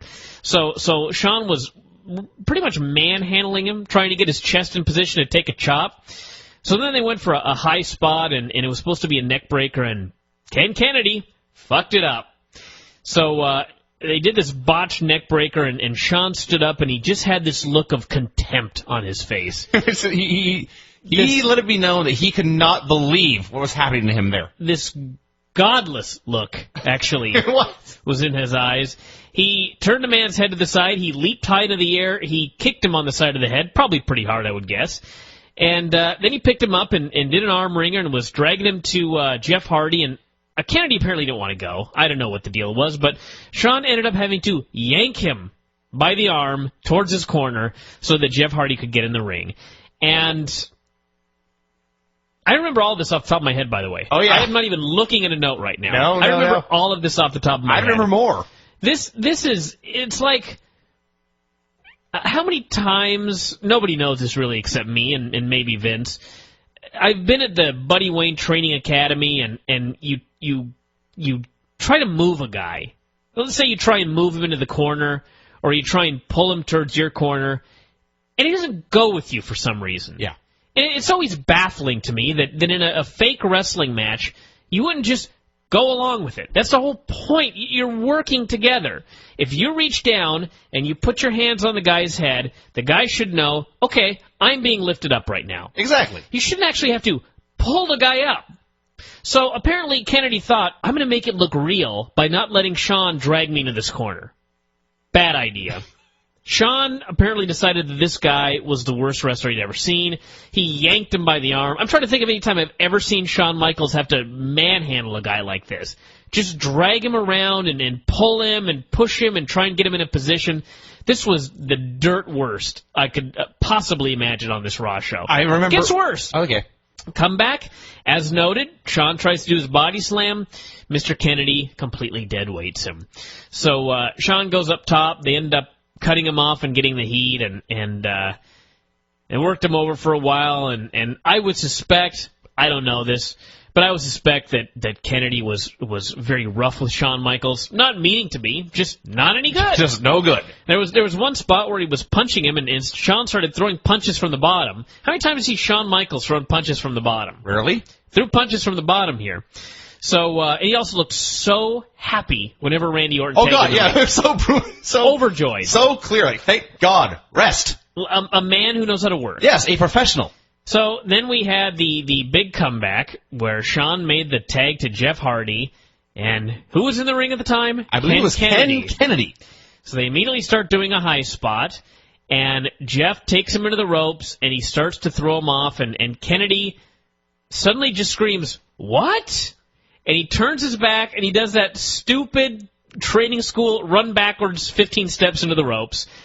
And Jeff Hardy apparently I guess he'd seen what had happened earlier, and he was like, fuck this bullshit. You're not fucking up my match. I'm winning this match here tonight, and I'm going to look good, whether I have to kill you or not. So he laid him out with this running dive. It was a shoot Thez press, basically. It was. He just tackled him. Knocked him on his ass. He threw him into the corner. He did the big deal where... The handstand drop kick thing. Yeah, the headstand into the drop kick. Usually just a very simple thing where he falls down and his boots come near your face. Now, normally he kicks the guy in the chest. Not tonight. He kicked Kennedy right in the face with such force that I popped. I jumped up off the couch and went, ha-ha! And I laughed and cackled. And then Sean did a dive on Orton, and Orton had the most professional, safest catch you've ever seen. And when they landed, Sean embraced him. Yes. He was so happy. Thank you for catching me and protecting me. It was almost like Orton had seen how horrible Kennedy was and was like, I'm going to be better than I've ever been in the ring tonight. And I'm going to protect you, Shawn Michaels. I'm not going to touch you on anything. I'm going to protect you on this dive. I'm going to be your best friend. So he caught him, and they went down and made man love, really. He embraced him, and I couldn't make out what they were saying, but they were having a long conversation, probably something along the lines of, Christ, that guy sucks. Oh, I know. Yes. So then they ended up on the top, Jeff and Kennedy, and Jeff shoved him off and jumped in the air and flattened him. Flattened him with this senton like you've never seen. Squashed him with all his weight as hard as he possibly could. And pinned him. And I just like to think that maybe Kennedy was supposed to win and they called an audible. That would be like the greatest story I've ever heard in my entire life. This was the worst performance on Raw by a single individual that I can remember in so long. He was awful. He was terrible. Everyone knew it. All the other three men in the match all knew it, probably the ref as well. And the amazing thing was, the match was still great. It was put together so well, and the other three guys all worked so well. They took the biggest detriment, the biggest anchor you could find, and carried it to a match where your Joe average fan probably just thought, holy crap, that was a great match. People like us watch it and think, holy Christ, that guy fucking blows. He was real bad. And I hate Ken Kennedy. I've hated him for a long time. It actually got to the point where I started to feel a little sorry for him. I didn't. Like, Jesus Christ. One single solitary bit. And you know what? I haven't hated Ken Kennedy much lately. I mean, he's been fine. I actually, I felt bad for him a couple of weeks ago. He did like his third straight job on Raw after his big comeback. He went from he was going to be the illegitimate son of Vince McMahon, and he came back from a suspension, lost that spot, did 3 straight jobs in a row, and at that point I was like, fuck. This sucks for this guy. He ain't that bad. He's had an unfortunate time. There you go. And I felt bad for him. Not for an instant did I feel bad for Ken Kennedy during this match. He was the dirt worst. How can you be so bad with Shawn Michaels? It's unprecedented. I don't want to hear it's nerves. I don't want to hear it's this and that, because every single stupid thing that he did in this match is stuff that I have been bitching about him doing in matches for God knows how long. You're no Steve Austin, buddy. You're not even in the same stratosphere as Steve Austin. You're not Steve Simpson. I realize the man is your idol, and I don't know if you look at the man and you see the way he works and you think that you're doing what he's doing. You're not. I guarantee it. I guarantee you that Shawn Michaels would kill to have Steve Austin in the ring with him on any given night, because they would always have a great match, nobody would get hurt, nothing would be fucked up, and Austin is not going to hurt you or grab you or yank you. Kennedy's got this idea in his brain that he's got to do something different, he's got to do something wacky, he's got to kick his feet or dead weight someone or try to make it look real or whatever the fuck he's doing. But every single stupid, shitty thing that he does in his matches all came to a head tonight in a match with Shawn Michaels. And sucks to be you, buddy. Fuck you. You are, in fact, no good. And it's amazing to sit there and think, but for an injury, they were going to put the world championship on this clown. He was going to be the world champion. Wow. That's amazing. Just, listen, Kennedy, go to Ohio Valley on your own dime. Just do it. Go back to training school and start over again. Because you know what? Your promos, I could do without them. They bore me. but there's potential there. Yes. There is something there. And as a worker, I've seen guys 10 times, I shouldn't say 10 times as shitty because you set new standards tonight, but I have seen guys with so much less potential. So much less athletic ability. Yes, you've got athletic ability, you've got potential, but whatever you're doing right now sucks. Sucks. So this was the best match we ever saw. Go back, enroll in Rip Rogers' intermediate class, just do it. Who gives a fuck? This is for your future.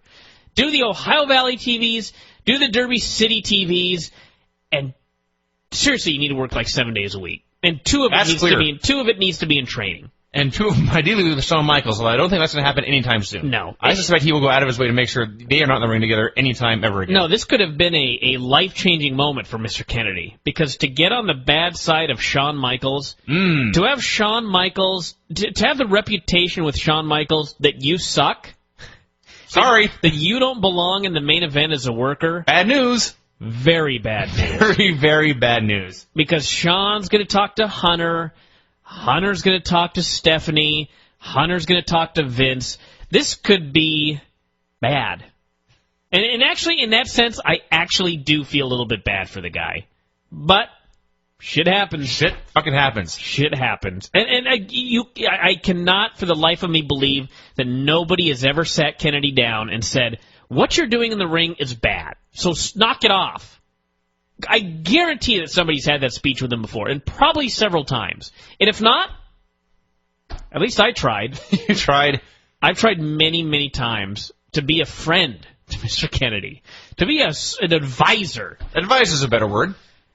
I know that people are listening to this right now and thinking, oh, Brian, you think you're a better worker than Mr. Kennedy? I've never had a worse performance than what Mr. Kennedy had tonight. I suspect, Brian, that if you wrestled Shawn fucking Michaels, it would be okay. I guarantee it would be better than the match tonight. I guarantee it. Honestly, I was watching it thinking, I could do better than this with Shawn Michaels. There's a very good possibility that is true.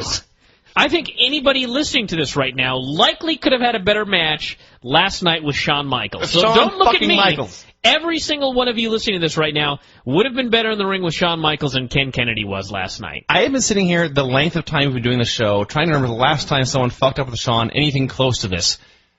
And there was a squash match on Raw in like 95 with him and Diesel where the local resident jobber screwed something up and Shawn tagged in Diesel and said to kill him. And Diesel kind of rolled his eyes and said, uh-oh, I have to kill him now. And he did. And yes. That's the way it works. Yes. This, I don't know. This was legendary. This was. I'll never forget this match. Actually, you know what? I'm going to forget the whole match, but I'll never forget Shawn Michaels and Mr. Kennedy in this performance together. I'm not going to... I will actually... You know what? I will remember the whole thing, because I'll remember the finish, too, with Jeff Hardy. With Jeff Hardy squishing him. And Randy Orton catching Shawn Michaels. And Randy Orton catching Shawn... Yes! This was a perfect... This was such perfection in so many ways, really. This was a fantastic... I will never forget this match, and I am tempted to go get a DVD burner and copy this. Yes, this made for a memorable Raw.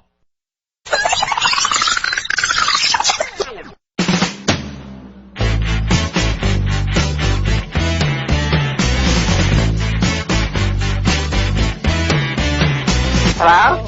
I love you, won't you tell me your name? Hello? I love you, let me jump in your game. Hello? I love you, won't you tell me your name?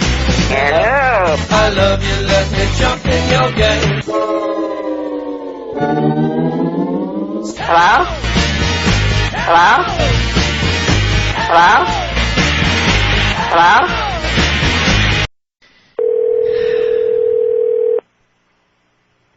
Hello? Granny. Yeah? What's up? Not too much. Calling for the Dancing with the Stars update. Oh, just a second here. Gotta shut my movie off. What movie are you watching? I'm watching. I don't know what the name of it is, but it's got Kirk Douglas in it. Oh, wow. Yeah. It's a good movie. Oh, in fact, I watched 2 in a row that was good. What was the other one? Let me think. Oh, it had the guy that was in the detective. Forget what his name was. Anyways, about him and a little colored kid. It was really cute. Little colored boy. Huh. Anyway, last week was kind of a shocker because Albert Reed, the model, he got kicked off, and boy, was he shocked. Because Wayne Newton really should have got taken off, but... Now, how can that be? How can you say anything bad about Wayne Newton? Well, because the votes count. The votes from the people? Yeah, the people to call in. So he got axed. What's that? So he got axed. That Albert Reed got axed because he didn't get enough votes. You know who we got a Dancing with the Stars update from a couple days ago was Buddy. He's been watching the show. Well, I listened to your show. Uh-oh. I didn't hear him say too much about it, but I couldn't listen to it because... Too many cuss words? Too many cuss words. What happens with this little boy? Is that going to be... Well, his child did say the S word the other day. Uh-huh. He's probably going to be... Every other word's going to be that, you know. Well, yes, that's what happens with children. Oh, no, are you kidding? Yeah. It shouldn't happen to... Well, see, his buddy's wife laid down the law and basically said no swearing in the house. Just keep it in the wrestling school only.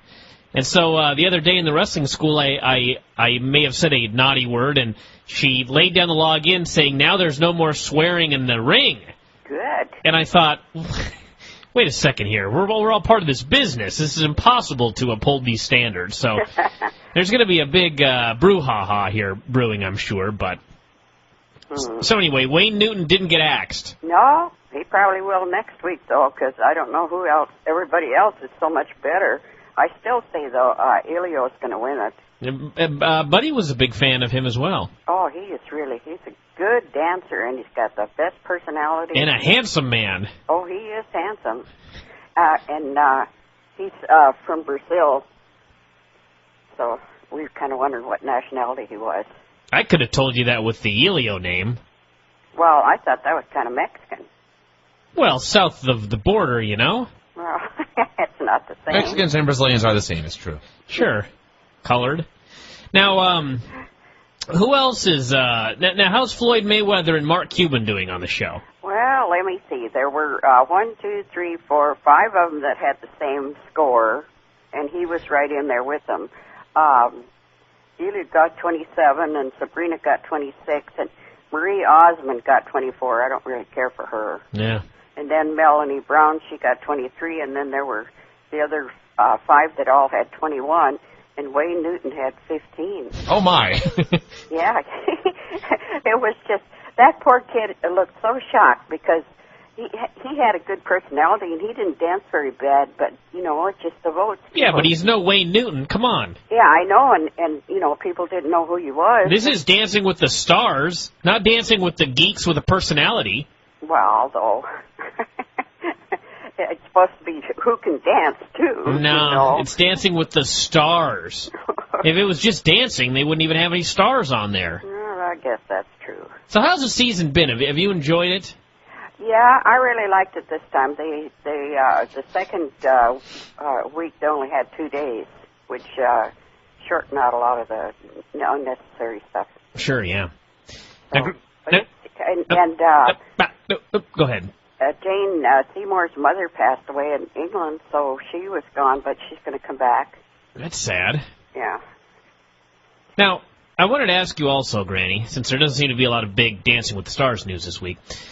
I hear you went in for acupuncture. Yes, I still have little needles in my back right now. They're still in your back? Little tiny ones. Maybe you need to go to a better acupuncturist where they'll remove them afterwards. No, see, I went in there and she put needles all over me, and I had to have them on for a half hour. And then when I got off the table, she said, "How do you feel?" And I said, "Well, my back doesn't feel, you know, kind of feel a little bit more in my back." So she said, "Okay."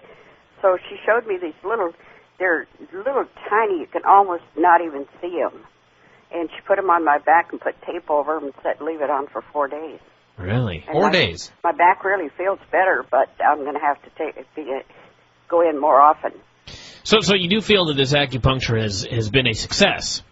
I think it's going to be. Now, how's the rest of your body feel after this acupuncture? Well, I feel great today. That's good. And I slept well last night and slept in this morning. And wow, so there may be something to this. Oh, yeah, I think there is. I'm probably going to have, she said probably 5 more. And by the time I'm through there, I should be back. Good to go till the next 5. Yeah, no, I'm not going to take many more than those. if I'm not cured after those, I might as well dig my grave. What? Well, maybe get one more session to get you in shape for that grave digging. Anyway, if little Carlos can beat me in arm wrestling, I guess I'm pretty bad shape. Little Carlos beat you in arm wrestling? Yes. Wow. Now, did you let him win? I did. Okay. No. Well, even if the 4-year-old could beat you, Granny, you could still beat Ted McNailer. I'm quite confident. The invitation's still open for him to come and arm wrestle me. We'll have to get a video over of one of the things he said about you, and then we can really get a... I know, because it's kind of hard to be mad at somebody when you don't even know what they said. That's true. Once you see him, Granny, you'll be furious. Yeah, once you just look at his physique. I did see him on there when he was talking about you. Yeah? I found that much of it, but I didn't find any more. We'll have to get one up on YouTube maybe, and I'll give you the link to it. After the picture I got taken today with renewing my driver's license, I don't want to be seen anywhere. Wow. At least they let you renew your license, Granny. I probably would have pulled it if I were them. Well, and I was only there half hour. It really went fast. Wow. Well, Granny, we're going to let you go today because we got a bunch of other things we got to do here on the show, but I want to thank you for being on. Okay. And we'll have you on next Friday for another update and maybe another couple of words for Ted McNailer. Okay. All righty. We'll talk to you after a while. Okay. All right, see you. Bye-bye.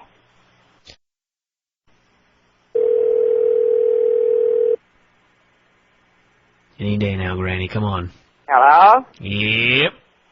It's you? It's me. It's me, too. It's Vinny, too. No one cares, but... Me, too? Yeah. Okay. Okay. Well, what's up, Granny? Oh, not too much. We're calling about Dancing with the Stars, obviously. Yeah, well, I guess you know. Nope, we don't know anything. But I would guess by the way you're speaking that Mark Cuban has been eliminated. He's gone. Wow. Everyone we wanted to be on this to win is gone. I know. Now, this surprises me, Granny, because I did see in the news that Marie Osmond fainted. Yeah, she fainted. Wait, hold on a second. What? Yes, Marie Osmond in Dancing with the Stars fainted in the middle of her act. This apparently was not enough to get voted off. I guess she's a little too old and was holding her breath or something, and she fainted. So what happened? Tell me what happened when you were watching this, Granny. What, Marie passed, well, after they had finished dancing, they were standing there talking to the judges, and all of a sudden she just slipped right through that guy's arms and landed on the floor. She swooned. Sort of, yeah. So then they What's the had difference to between go, a faint and a swoon? Aren't they the same thing? well, sort of. I mean, no, swooning is different. And swooning is when you put the back of your hand up to your head as you fall? I don't know. Oh, well, you said I don't know the difference between swooning and fainting. Okay, well, I'll just presume she swooned because she was a woman. But go on. What else was there? Well, I mean, what happened when she fainted? Was it? They were just talking to the judges, and then all of a sudden she just passed out, and then they went to commercial. So when they came, back, were there like EMTs out there and doctors, or was she just vanished? Oh no, they went to commercial and they took her out into the back room, and she was just fine. Hmm. And then she came back. Well, that's good. Yeah, she was okay. She was back by the end of the night. Yeah. So Mark Cuban got voted off. Yes, he did. Just plain sucks. I didn't like him as a dancer. He was never a very good dancer. But I was surprised because Jane Seymour was down with the bottom. Him, Mark, and Jane Seymour were the last two, and I was surprised because she got a total of 26, which was really good. But I guess people just didn't vote for her. Well, that's too bad. So who's in the lead at this point? Who's left? That's Melanie from the what is those girls? Spice Girls. The Spice Girls. You know she's had a baby from Murphy. Eddie Murphy? Yeah. That's the rumor. Yeah. Did you know that? Yeah. Oh. I'm not completely in a bubble. Well, I didn't know it until I read it somewhere. Well, I'm young, Granny. Come on. Well, let's see. I'm hip to the times. Mel and then Sabrina, and Cameron it's Cameron from All My Children. He's still in there. That's and, good. Elio, he didn't do too well. He only got 23. So, Oh. But next week's going to be better because they can pick their own music in their own dance. Really? So I'm sure they're going to be a lot better because this year I don't like the music they have and I don't like the dance numbers they do, and it's not half as good as it was last year. Now, why is that? What's your problem with the music and the dancing? Well, I don't know. I just didn't. To me, it just wasn't Elegant enough? I kind of like a waltz where they dance together instead of doing all this separately, you know. Sure, this should be a team sort of deal. Yeah, where they. That's understandable. You know, yeah, so that's what's my way of dancing. I sure wish Mark Cuban hadn't been eliminated, because I would love to have seen what sort of music he would choose and what sort of dance he would do. Well, I think that would be up to the gal that he danced with. You know, she's the one that does she's the one that picks out the music and kind of, but the judges pick out the dances that they have to do for that week. I picture him doing the Cabbage Patch to some sort of rap. I was actually seeing an 80s synth pop band. It could be that as well. Well, like last year, they played some of Elvis's tunes and danced to that one, and I really like. Well, you're a big fan of Elvis. Yeah. Do the Everyone loves Dallas Elvis. Mavericks have like a theme that they play with horns? Not to my knowledge, no. Oh, that'd be too bad. Because if he could come out and they'd just play his team's theme song and he could do some sort of shuffle, I think he would have. The Charleston. Sure, I think he would have had a chance. Well, or the Jitterbug. Or the Jitterbug, yeah. Yeah, that was my era. Granny, what other Jitterbug. dances were there back in the day? Oh, let me think. Hundreds of years ago. Oh, they're polka. The polka? Yeah. Really? And, Do you have a favorite polka? What about the mashed potato? I don't know anything about a mashed potato. Really? That was after my time, I guess. What about the twist? Oh, yeah, and the twist. Oh, yeah, that was a good one. Wait a second, so you don't know the mashed potato, but you know the twist? Yeah. That's impossible. They're both the Chubby Checker song. He names them both in succession. Well, I'm sorry, but I just don't heard of that one. Oh. Any other famous dances that maybe we haven't heard about? No, there used to be one where they had the stick and you kind of worked underneath Limbo. it. The limbo. The limbo, yeah. Did you ever do the limbo, Granny? I think I did. Wow. That's amazing. Now, I hate to harp on the subject, but what was the jitterbug? Well, the jitterbug was where they just threw each other around, sort of. All right, then. Sounds like wrestling. Well, sort of, but they stayed on their feet. Oh, so more talented wrestlers, really. I was watching that a little bit tonight, and that big guy that came out with the blubber all over and the tattoo of the moon and the, oh, gee. Big Daddy V? Is that who it is? Yeah. That's his name. He's gross. He's not in very good shape. Would you say he's a little fat? Yeah, I would say so. You know, there have been people in the past, I can never not tell the story, who have written about Big Daddy V and called him fat, and he's actually sent them emails offended that they called him fat. Uh-oh. So he may be upset at you if he happens to listen to this show, Granny. Uh-oh, I better be careful. Am I stirring up something again? You may be. He may come after me.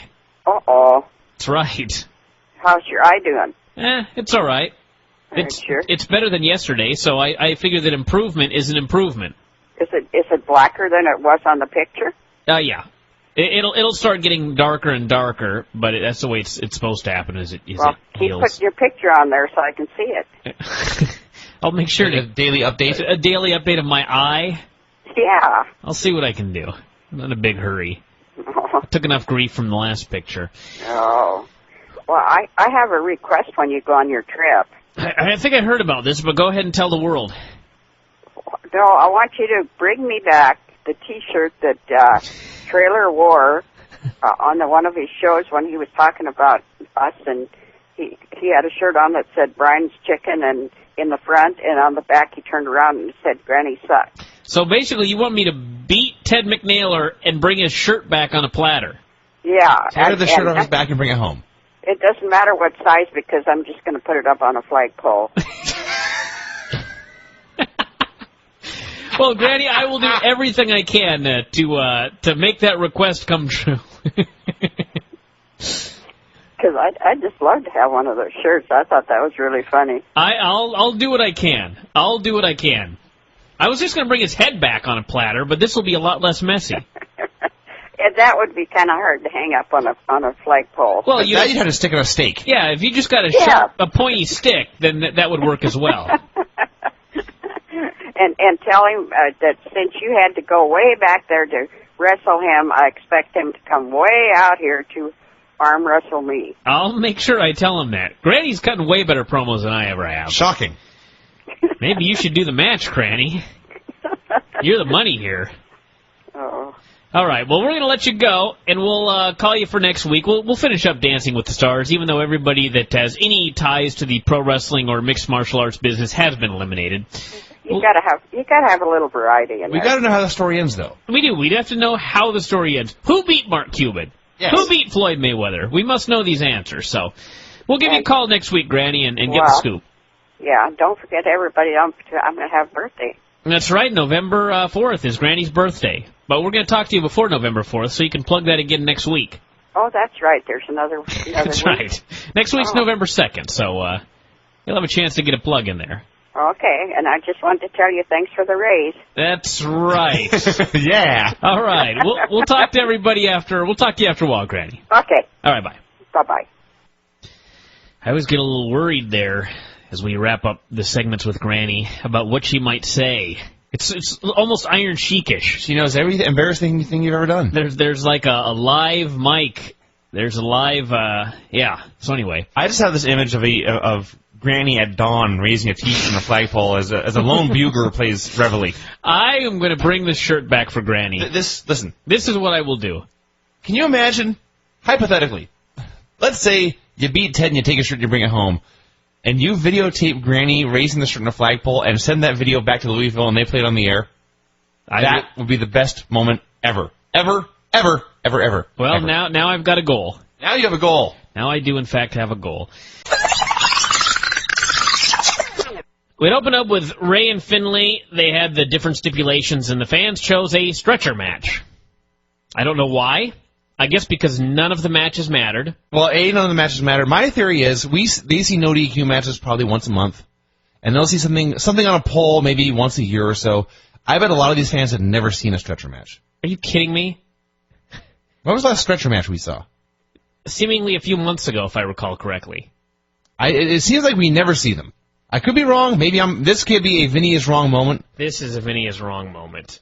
I don't remember seeing a stretcher match in a while. And I think fans voted it because it was the most rare. Brock Lesnar and Big Show. Okay, that was 3 years ago. Maybe more. Let's see what else. One Night Stand. Stretcher match. What? The first one or the second one? I'm going to have to go to WWE.com. I'll finish my point, and you can prove I'm an idiot or not. But Randy Orton and Rob Van Dam, One Night Stand stretcher match. I think it was this year. I have no, it would have been 2006, but still, I have no recollection of that whatsoever. My point being, I think the fans voted for this because they did not see it as often, but the reason they don't see it as often is because it usually sucks. Edge versus Kane in 2005. So they see one a year. Now, how many blank on a pole matches do they see? I don't remember the last one, actually. What was the last one? This ain't TNA, dude. Maybe that's why I'm confused. I can't distinguish between the two anymore, which is really saying something. Let's see what else. Yeah, Rob Van Dam and Randy Orton, Brock Lesnar and a Big Show, the Edge match that I just mentioned. What else do we have here? Andre the Giant and Killer Khan. We were discussing during the show that we decided by the end this was the best stretch match we'd ever seen, although that's not saying much. Who decided this? Craig and I. No, I disagree. Right. This was an extremely, extremely average match. What was the best stretcher match you ever saw? I would bet that the Randy Orton-Rob Van Dam stretcher match was significantly better than this. You could be right. I have absolutely no memory of it, and by which I mean I don't remember it happening. So, well, that's what we have a newsletter for, so let's just go check it out. Hey, cool idea. But as I was about to say, I know the worst stretcher match I ever saw because it was the first stretcher match I ever saw, and that would be El Gigante versus the One Man Gang. I'll bet that blew. That was no buys. Let's see. RVD and Sabu busted for drugs. When was One Night Stand? It would have been June 12th. Well, I'm going to presume it wasn't 2006, was it? ECW Sloppy Seconds? Wait a minute. The Rob was not on the first One Night Stand. He did because he came out injured and did the promo about how much it sucked to miss it. And the second One Night Stand, he beat Cena. You have some faulty information there, son. Orton, RVD, stretch. This radio rules. Match. He entered tonight's stretcher match with Orton with a concussion. I'm going to go to WWE.com, find out. Clearly it exists because the match is on YouTube. Aha, a clue. Doesn't the YouTube clip have the date on there or anything? One Night Stand. Oh, it's wrong. June 3rd, 2007, jackass. Told you it was 2007. Did they even do a One Night Stand this year? Vince, what in the hell is wrong with you? I don't remember them doing One Night Stand. I see 47 pay-per-views a year. I don't remember them all. Vince McMahon blown to smithereens. That would have been the same week. Let's see. Where am I here? Umaga and Balls Mahoney. Does this even have a, let's see, Tuesday morning. Oh, wait. I think this is what they did last. Did they do Lashley and Vince on that show? They may have. Lashley and Vince. I could be. I can't even find out what the hell's going on in my own goddamn report here, so apparently it was written.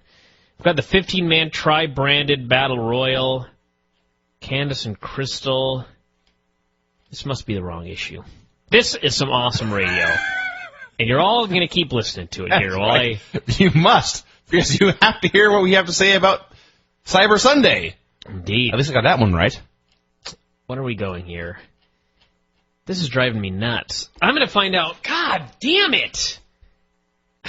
What a disaster this show turned out to be. This is going to be another freak out on the Hall of Fame level. ECW One Night Stand. Try Wikipedia. It'll be on there. That's where I'm going. Fuck Wikipedia, but I'm going to have to use it. One Night Stand 2007. Duh. It existed. What do we have? Rob Van Dam beat Randy Orton in a fucking stretcher match. I said that happened, god damn it. Well, there you go. You were right. And what date was it? June 3rd. No wonder I couldn't fucking find it. It was a week earlier. Okay, everyone hold on. I'm going to figure this. I have to answer the question. Oh, was it any good? Of whether it was better than Finlay and Ray, which I say it was. The funniest thing is I don't disagree with you there. I'm saying I don't know. Where is ECW One Night Stand? Who formats these goddamn newsletters? To me, isn't it? I'm afraid so, Ryan. It is, in fact, entirely you. Well, why did I do such a poor job with this one? I do perhaps 1 to 2% of the work of the newsletter. On the Road to Dynamite. Was it that week? That might explain it. That would explain things, actually. Oh, my God, this is a huge report. That would explain why I don't remember it, actually. There's a lot going on that week. RVD and Randy Orton, 2.5 stars. What did I give the Ray match? It's going to be close. It is going to be very close. I didn't even rate it. I think it was about 2.5. It was probably a tie. Okay, well, fine. What was the other one we were talking about? Kane or Edge and who? You said Big Show and Brock. No. Well, Big Show and Brock may have actually... If it was Big Show and Brock, I suspect it was good. We'll have to find out when it was first. Everyone's getting a bonus show What today. a phenomenal show this is. It's going to be 3 hours long. Tell your friends about this one, kids. Why do you listen to Bryan and Vinny? Because they look up websites and talk about them. Judgment Day 2003. That would have been May 18th of 2003. 5, sir. All right, May 18th of 2003. Let's see if I have that issue on here. I don't think I do. What did I say, May 18th, 2003? Yeah. This ain't looking good. 2001. Now I'm going to need to put up some goddamn back issues. 2004. Less than that. 2003. Closer. God damn it. August. It jumps from July 22nd, 2002 to August 2, 2003. Fuck! Maybe, All right, what was the other one? Edge. There's an Edge stretcher match. I don't remember. Well, I'm going to look it up. This is very important. You're all going to listen. God damn it. Edge versus Kane. Official. God, it was on Raw? That's a bad sign. July of 2005. July 25th, 2005 on Raw. Well, you'll have it on the website then. Yeah, July. Remember that for me. July 25th? 2005. Okay. July 25th, 2005. July 25th. Okay, here we go. I probably didn't even give it a rating because it was in the Raw report. At least it will say this was good, this was bad, this was fine. Kane versus Edge in a stretcher match. Aha! I can't believe that not only are these men wrestling again, but they're wrestling in a match with the stupidest stipulation ever. Thank you! I feel vindicated now, I'm not actually. done yet. I haven't reviewed the match. But I never said... Okay. Lita was the hottest 45-year-old who hasn't slept in 3 straight weeks I've ever seen. That's the good news. The bad news is she's 30 and slept last night. The match was saved by Kane putting Edge on the stretcher and rolling him down the ramp into the ring apron. It was so goofy. I do remember that. But the fans loved it, and Kane laughed and cackled at the top of the ramp. The big spot was Kane chokeslamming him off the apron onto the stretcher. It was a 0-foot drop since the stretcher was at the same level as the apron, but people still chanted, "Holy shit." Kane went for one final choke slam. Kane sat up, grabbed Lita, tombstoned her on the ramp. It doesn't say how the match was. Well, I don't know, everybody. Who cares? Who cares, really? You at least acknowledged my point that started all this bullshit was just that the stretcher match is lame. The stretcher match itself is lame, but so is anything on a pole. I want to know DQ. This was! It turned out to be, it may as well have been no DQ. This ended up being no DQ and a shillelagh. It really was a combination of all the steps they had. Oh, that's fine, Vinny moment right there. I thought you were going to say something. You were scrolling and looking for something, but you actually began speaking and then just died. I hadn't done that in a while. I was due for one. It was a monumental one as well. But yes, they had the match. It was to win a stretcher match, you must place your foe onto a stretcher and then wheel him across a finish line. Lame. Yeah. That's the only way to win. Therefore, by default, there are no DQs. And since there was the possibility of them doing the shillelagh match, they had the shillelagh on a pole anyway. So it was used. So yes, in fact, no matter what you voted for, you got what you wanted. They did the stretcher match with no DQs, and they used the shillelagh. I thought it was good. I didn't think it was great, but I didn't hate it as much as I guess some people did. The finish, Ray did this really cool 619 from the outside in to kick Finley onto the stretcher, then did a senton over the ropes onto the stretcher, and then went to push him up the ramp, but the stretcher got caught in a television cord and went spinning all out of control, and Finley fell off, and they did a really good job of ad-libbing a finish where they yanked the pad off the stretcher, and Finley ate a flapjack onto the bare, unpadded stretcher, and then got pushed over the ramp, and Ray won. It was a good opener. I got to find out more about this Brock Lesnar Big Show match. I'm trying to find the Observer report on it, and I can't seem to find it on the internet. So what the hell good is the internet? You expected there to be a catalog online of every Observer issue ever? No, but the website should be archived for that pay-per-view. What was the name of the pay-per-view? Judgment Day? May something 2003. Brock Big Show stretcher match. I got to get a review of this. I should just watch it. It's on YouTube. Like, I'm gonna watch. I don't care. Go ahead. I'm gonna take your time. Here's part 2. Okay, we're gonna watch part of part 2 here. Kind of loud. Too big to land on the stretcher. I mean, how much did that take out of Lesnar? Am I gonna have to do commentary here in the place of Taz? Right now, they're in the middle of like a big brawl. And the Big Show's on his ass. There's, like, destruction everywhere. There's a stretcher here, and there's a backboard. Brock is picking up the stretcher now.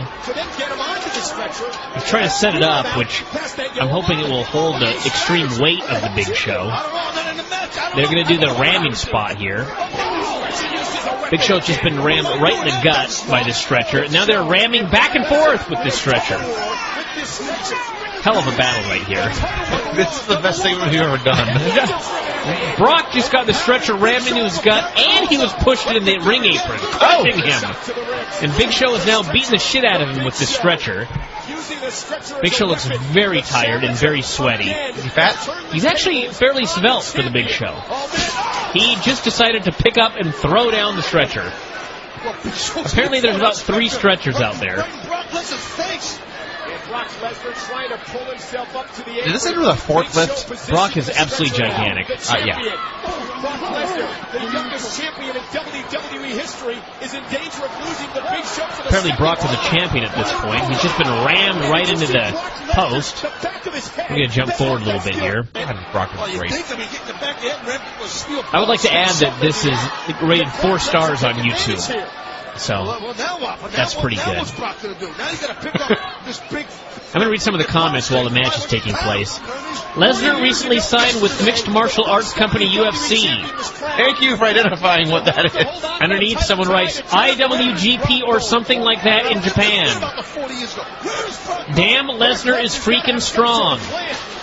Go Ray. The champion is walking out of this arena. Might be a mistake by Lesnar. Go Ray, you say. Yeah, we're going to move forward a little more here. Oh, Ray just ran in. And he just got killed by the Big Show.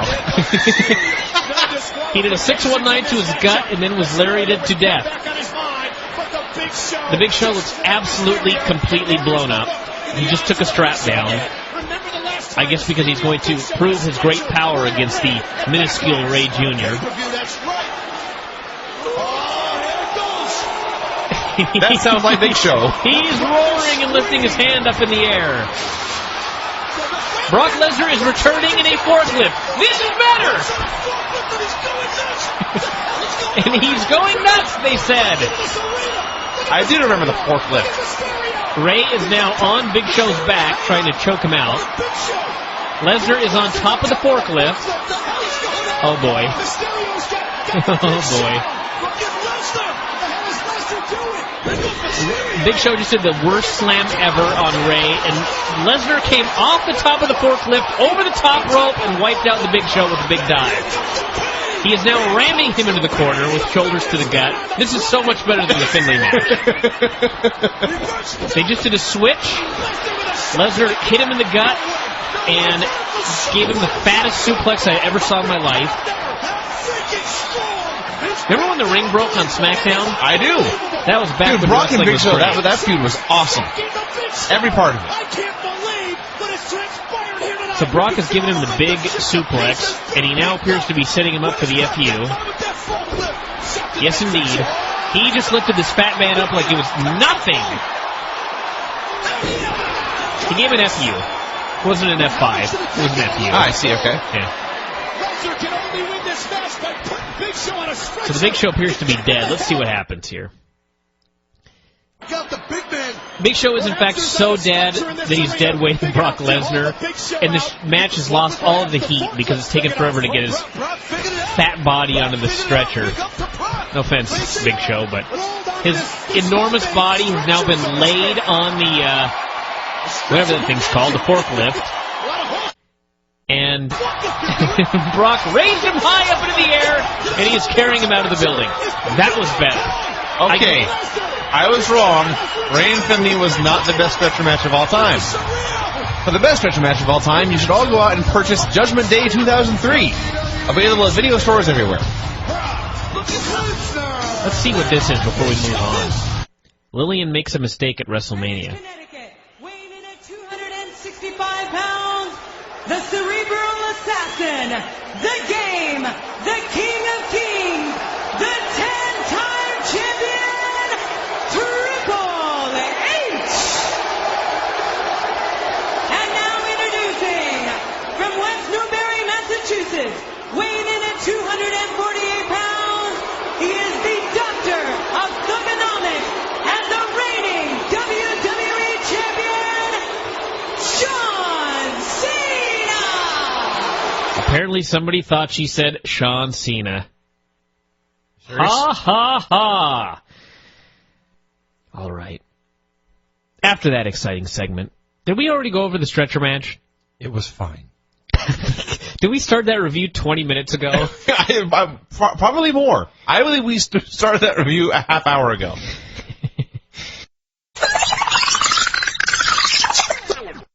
We're going to preview the biggest match in the history of professional wrestling. Perhaps literally. Yeah, I was going to say. This may, in fact, be the biggest match in the history of professional wrestling.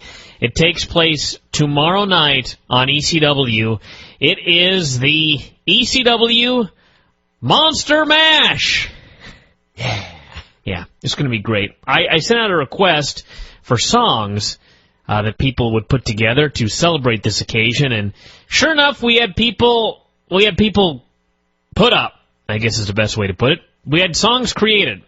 I wasn't sure early on if we were actually going to get them, but really business started to pick up at the end of the week. So here's a quick example of one of the many songs that we shall be playing tonight here on this show. Monster Mash Battle Royal.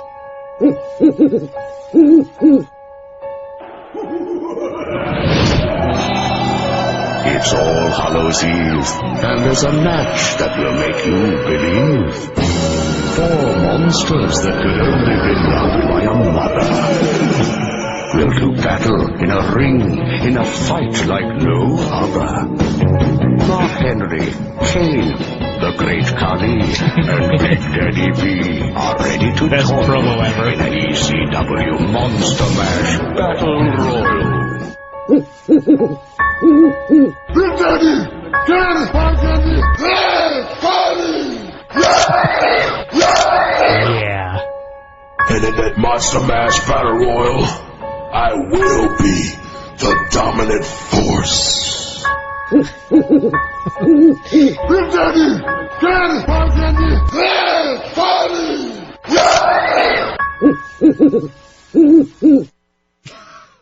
Yes. Excellent. Tomorrow. Even the Tonight! owl is excited. I was trying to figure out what that strange noise was. I guess it's an owl. I assume it's an owl. I just thought it was a hunchback. Sure. It could be Igor. Tomorrow it's the Great Khali, Mark Henry, Kane, and Big Daddy V. In the Monster Mash Battle Royal. A Monster Mash Battle Royal. They're all going to be in the ring together on ECW, and I can only hope that this will be all that I've imagined that it will be. Ever since I saw the promo, some of which you just heard in that previous song, ever since I heard that promo, I've been filled with excitement for this match. Like a child. I'm excited for Halloween. It is, yes. And I hate holidays. I've mentioned many times. I hate them. But Halloween, I'm so excited about because of this great battle royal. Monster Mash Battle Royal. Already played that one. I was working in the lab. Here we go. Late one night, my eyes beheld an eerie sight. For my monster from his slab began to rise. And suddenly, to my surprise, he did the monster mash. It was a graveyard smash. It caught on in a flash. He did the monster mash. That's my kind of song. Just to throw some random Khali in there. It is a battle everyone has waited for. People are in fear when they hear the name. Oh my God! This is no wrestling match. This is no fight. This is no war. This is a massacre between 4 monsters. The man who can't walk without breaking his knee in half, Mark Henry. The Punjabi Nightmare, the Great Khali. The Fire Freak, Kane. And the 500-pound Jiggle Mountain, Big Daddy V. This match will burn the house down. It will change your life forever. You will not be the same after this. Be ready and prepared for the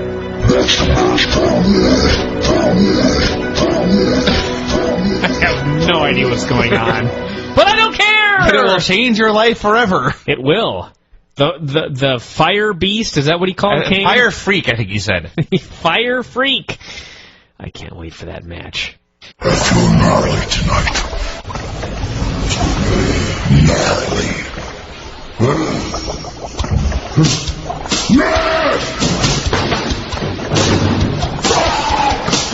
Fuck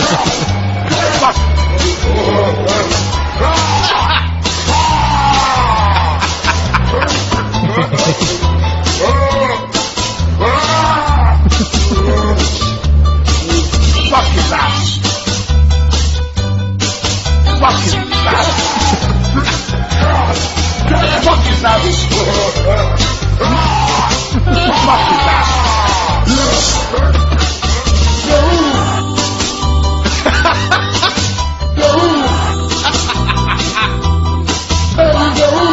We have a winner. We do. Fuck his ass.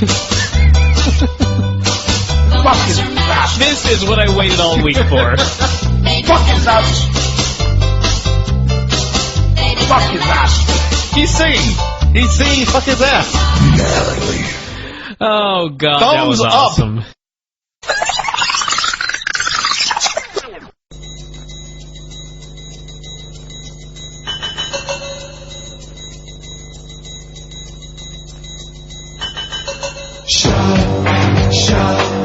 Let it all out. These are the things I can do without.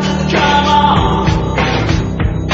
I'm talking to you. Come on.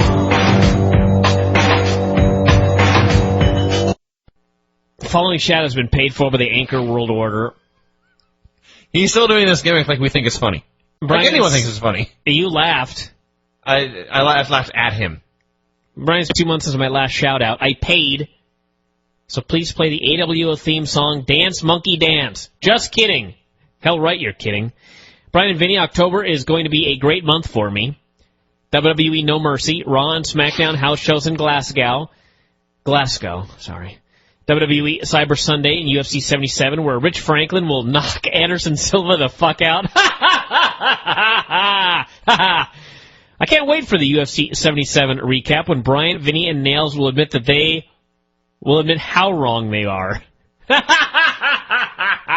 did I say that Franklin was going to lose? You think Franklin's going to win? Well, no, I haven't said it until right now. Okay, well, there we go. This is for you, Anchor.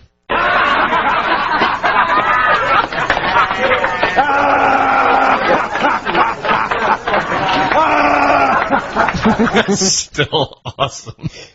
Let me tell you something, though. This is the truth. This is why everybody needs to sign up now, or at least in the next month or so.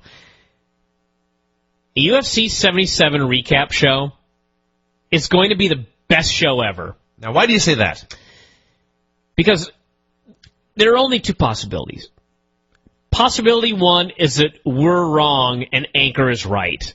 And I don't know if I'm going to be able to handle that. And possibility number two is that Rich Franklin is going to get knocked the fuck out again, and it will be the biggest celebration in the history of the show. Here again, we have one of the differences between you and me. You get such joy out of being right. This has nothing to do with being right. Okay. This has to do with Anchor being wrong.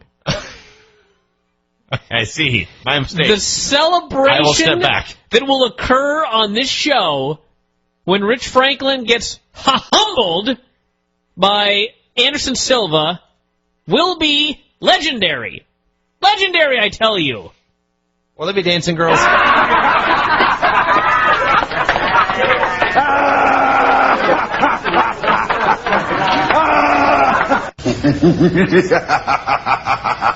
The boogeyman will be there. The boogeyman will be there. People will be laughing their asses off. There'll be beer.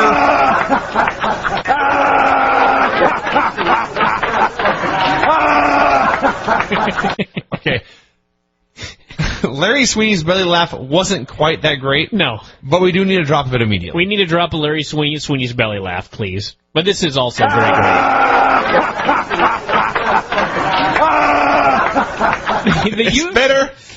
It's better having seen it, because I can still see it in my mind with his hands on his belly, arching his back, and throwing his head to the sky. The UFC 77 recap show may just be that drop played for 55 minutes. And us cackling. Let's continue here. The Ultimate Fighter is fucking great, although I liked Season 5 better. Vinny, You've seen 2 shows. Vinny, keep on laughing. Please play the Vinny Pig to hear one of Vinny's best laughs. He puts a link here. Not happening, buddy. Don't forget to check out vinceverhey.info. I'm Anchor, and I'm loving life. The preceding shout-out has been paid for by the Anchor World Order. If this slows down the show, Anchor, because I'm playing your fucking drop, because I have to download it off the goddamn internet, you will be broken, young man. I've hit the link. Here we go. I can't wait. You know how they are in the UK, understated humor. Very dry humor, yes. Unconvincing Bisping victory. And then we've got... I love the English. That's it. That was it. That was Vinny Pig laugh. Wow. Woo-hoo-hoo-hoo. $5 he paid. Oh, God. What a strange human he is. Seriously. How many million years of evolution we have arrived at Anchor?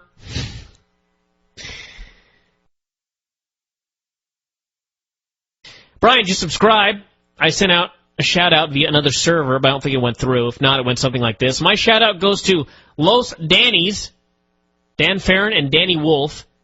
You glam rock whoremongers! Farron, that sound you just heard was me whisking Mary Lou away from your apartment and into my opium den. Opium den, which is riddled with visions sweeter than Coleridge's brief glimpse of Xanadu, which I believe is a Scientology reference. Did you say Xanadu? Whatever. Danny Wolf, I shall hump thee. You have not seen Xanadu. Who the fuck would I have seen that?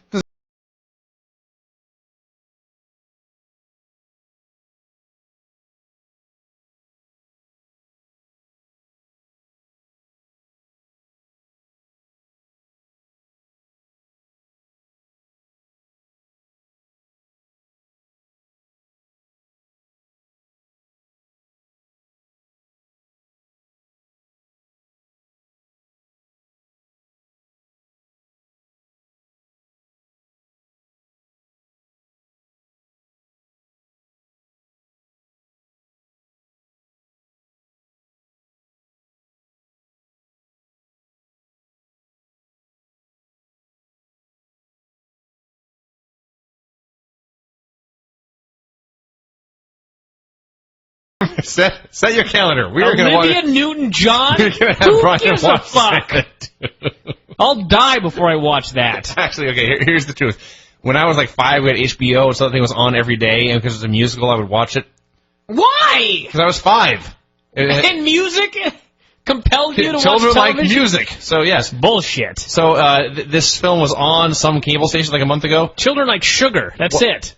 What a pile of shit this movie is.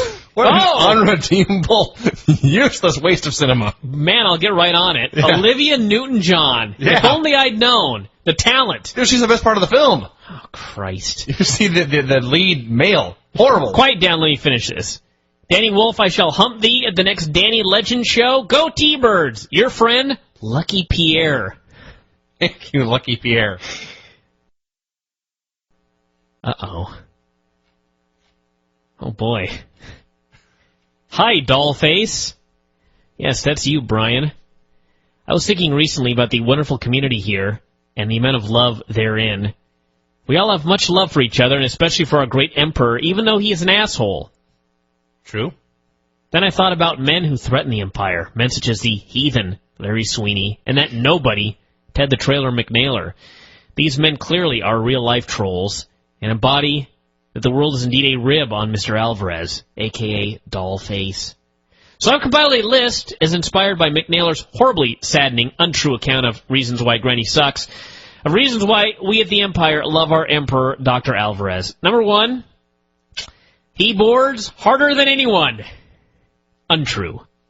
It really is not true. Number 2, he makes the men feel more masculine and makes the ladies feel alive. True! So proud of it, too. I need to rename my whole forum. The Bryan is the sexiest man alive forum. Number 3, he wears those small little Speedos when wrestling. All right, maybe I'm alone on that one. No, probably not. Johnny Mudd, in fact, may in fact Also be with you on that one. Number 4, he is the biggest troll on the board. Sorry, sweet daddy Patty. Also not true. Untrue. You got to think about it, though. I like how you troll your own board. It's untrue. Number 5, he has no real job, thus we wish we were him. Untrue. Especially that last part. No, this idea that I don't have a job. Yeah, they don't want to be you. That's fine if they want to be me, but this is a fucking job sometimes. I don't care what anyone says. Not a bad thing, but it's definitely a job. Number 6, he berates overweight people into bettering themselves. Thus, he is a model for the overweight society he lives in. True. Vinny is slim now because of me. Slimmer.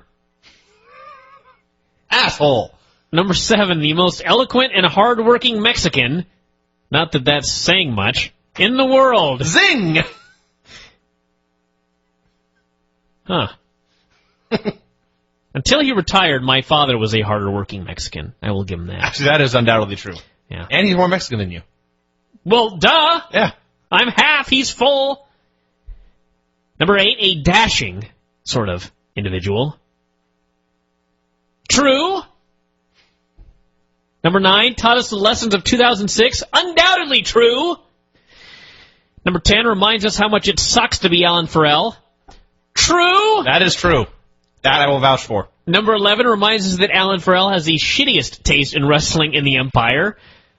I don't know about that. That's a strong, strong statement. I don't know about that, but I do know that we have a forum, a pics forum, and it's always like pics of girls and like half-naked chicks and God knows what else. And Alan will just post a thread with some Mexican or some Japanese pro wrestlers, dudes, just like sitting on a fire hydrant or something, being all gay. Just looking at them like, what the fuck? Anyway, number 12. Constant burials of the Briscoes that make us all weep with joy. How long is this list, by the way? But drive Alan Farrell to anger and typing in red. That goes back to me being the best troll on the board, quite frankly. True. Number 13 has a mean small package.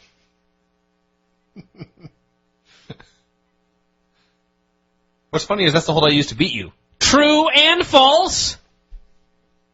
And number 14 loves us just like we love him. With much love, Flair pinned me. That's a chick, right? Yeah. Wow. Thank you, love. She wants you. Dude, you can have her. She may be coming to Chikara. She wants to meet me. I believe the kids call that hooking up these days.